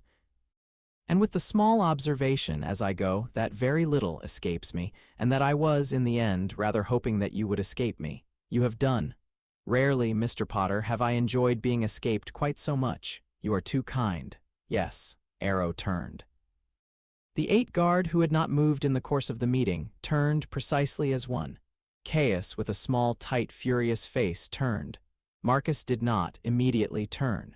He looked, instead, for one last long moment, across the clearing at Harry, at Bella, at Hermione, at Ron. He inclined his head, the small, old, precise inclination of a man who had been, in his long life, very tired of most things he had seen, and had not, today, in the clearing, seen most things. He turned. The Volturi, all 12 of them, stepped back into the trees they had come out of and were gone. It was 7 minutes past 6. Nobody in the clearing for a full minute moved. Emmett at the back was the first to break the silence. "That," he said, "was the single most English thing I have ever watched happen." Ron, beside Harry, laughed. It was a short, explosive laugh, the laugh of a man who had been holding a breath in for a long time and had not known he was doing it. Harry did not, for a moment, say anything. He turned to Bella, who was half a pace to his right. He looked at her. She looked at him. She did not, for a moment, say anything either. Then she allowed herself the small, clean smile of a woman who had not, in the last 7 minutes, permitted herself any outward reaction whatsoever, and who had, at this moment, been given permission. "Henry, yes, that was fine. That was fine. Take me home?" "Yes." He took her home. The rest of that Saturday and of Sunday and of the week that followed went, as weeks did in Forks, quietly. Hermione and Ron stayed for another 4 days. Ron took Bella on the Monday to the lake with the mile of gravel, where they did not, as Ron had predicted, find a Chip's van. They ate sandwiches on the rock above the lake where Bella had, a lifetime earlier, put her palm against Harry's and asked a small light to come home. Ron, on the rock, was, in his way, kind. He did not try even once to tell her how proud she was going to make Harry. He simply told her, over the course of the hour and a half they sat on the rock, the particular stories he thought she, as a woman Harry loved, ought to have. On Tuesday, Hermione and Ron went home to England, to a flat above a shop in Diagon Alley. On Wednesday, Harry came to dinner at the small white house with the porch light on, and did, at Charlie's request, a small, useful demonstration, which consisted of the kettle in Charlie's kitchen filling itself under the tap and returning to its burner. Charlie, at the kitchen table, set down his beer for 15 seconds and did not pick it up, and did not, for those 15 seconds, say anything, and then picked up the beer again and said very mildly, "Can I get one of those? For the kitchen?" "Yes, Charlie, I am sorry. I cannot give you a self-filling kettle. It is a small spell, but it is not transferable. The kettle is not actually doing it. I am doing it. Bella, in a few months, will be able to do it for you. She has agreed to take on a great deal of your kitchen maintenance. I would not set the kettle to her first, though. I would set her on something less likely to result in you being scalded." "Fair. I could," Harry said, "if you wanted, show you, before I go, a small other thing." "Yeah." Harry spoke after dinner one soft word. "A small luminous hair, not the stag, not that night. A hare formed in the air of Charlie Swan's kitchen by the window over the sink and sat, ears folded back, watching Charlie with patient yellow eyes that did not blink. Charlie, who had not, in his 58 years, often needed to change posture in his own kitchen, went very still. You can. Does it? She will stay as long as I hold her. Charlie put out his hand. The hare sniffed his palm briefly, and then, with the small dry warmth of a creature made out of a thing that was not matter but wanted very much to be, lowered its head under his fingers. Charlie, in his kitchen, in the same place he had stood with a beer in his hand for 27 years, did a thing he had not done in 20 years, which was to put his other hand up over his eyes, and then, after a second, to take the hand down. Son. Yes. Yeah. The hare stayed in the kitchen of the small white house with the porch light on for a long time, even after Harry had, gently, let her go. She left, in the end, in her own time, and wandered out the back door of the kitchen and across the backyard and into the trees and was gone. Charlie did not, for the rest of the week, make any more remarks about kettles. In early June, after the end of the school year at Forks High, Harry Potter, Bella Swan, and Charlie Swan, yes, Charlie. Bella had said over supper in late May, "Dad, you are coming. No, do not start with me. You are coming, you will like the trains." Went to England for 2 weeks. They stayed the first night in a small flat above a shop in Diagon Alley, which had a small guest room in which Ron, by prior arrangement, had remade up the bed. They went on the second day to Ollivander's. Mr. Ollivander took one long considered look at Bella, looked briefly at her right hand, and produced, without a word, a single pale slim wand of mountain ash with a core of unicorn hair. Bella, who had not expected the fitting to take under the advertised hour, walked out of the shop with the wand in a long, narrow box in her jacket pocket, and a small private expression Harry had not seen before. On the third day they went to Hogwarts. Harry had not asked to. The headmistress had insisted. Minerva McGonagall in the great front hall met the three of them, Charlie in a pressed button-down and a jacket, Bella in a long gray coat and a scarf, Harry in the black canvas jacket he had worn across the Atlantic. And she did, for a moment, allow her composure to do the small thing it did when she was in the presence of a student who had come home. Harry Potter at 20, with the scar over his right eye, with the long war behind him, and the new life in front of him, and the woman at his shoulder, kissed her on the cheek, which was not a thing he had, in her entire acquaintance with him, ever done, and the headmistress, who was a woman of very little public emotion, walked briskly to the large silver stags on either side of the doors to the great hall and did not, for a moment, turn around. They went to Hogsmeade. They went to a small country churchyard in a small country village in the West Country. They sat for a long time at a particular pair of graves. Bella did not, during the hour at the graves, say anything. She held Harry's hand. At the end of the hour she went quietly to the graves and she set on each of them a small spray of forget-me-nots she had picked in the churchyard. And she laid her hand briefly on each of the stones, and she said quietly, too quietly for Harry to hear, a thing to each of them. She came back to the bench. She sat down. Harry, yes, we are going to be all right. I know. They left England on the 15th of June. Back in Forks that summer in the small house with the green roof, a small informal school held Monday and Thursday evening sessions, and a small informal student in a pale gray sweater that had, at some point in the summer, become a pale gray sweater of the instructors, learned, by the end of July, to light a small candle at 10 feet without raising her voice. By the end of August she could, with 3 minutes' concentration, send a thin, silvery corporeal Patronus across the front room of the small house with the green roof. An otter, not a hare, not a stag, but a long, sleek, dark-eyed otter that put its whiskered face under her chin when it came to her. And Harry, on the couch, seeing it for the first time, did not, at the moment of seeing, say anything at all. He simply put his face, for a long second, into his hands, and then took his hands down and laughed. Charlie, on the porch of the small white house with the porch light on, made pronouncements. He pronounced that Harry Potter was henceforth welcome at the house without knocking.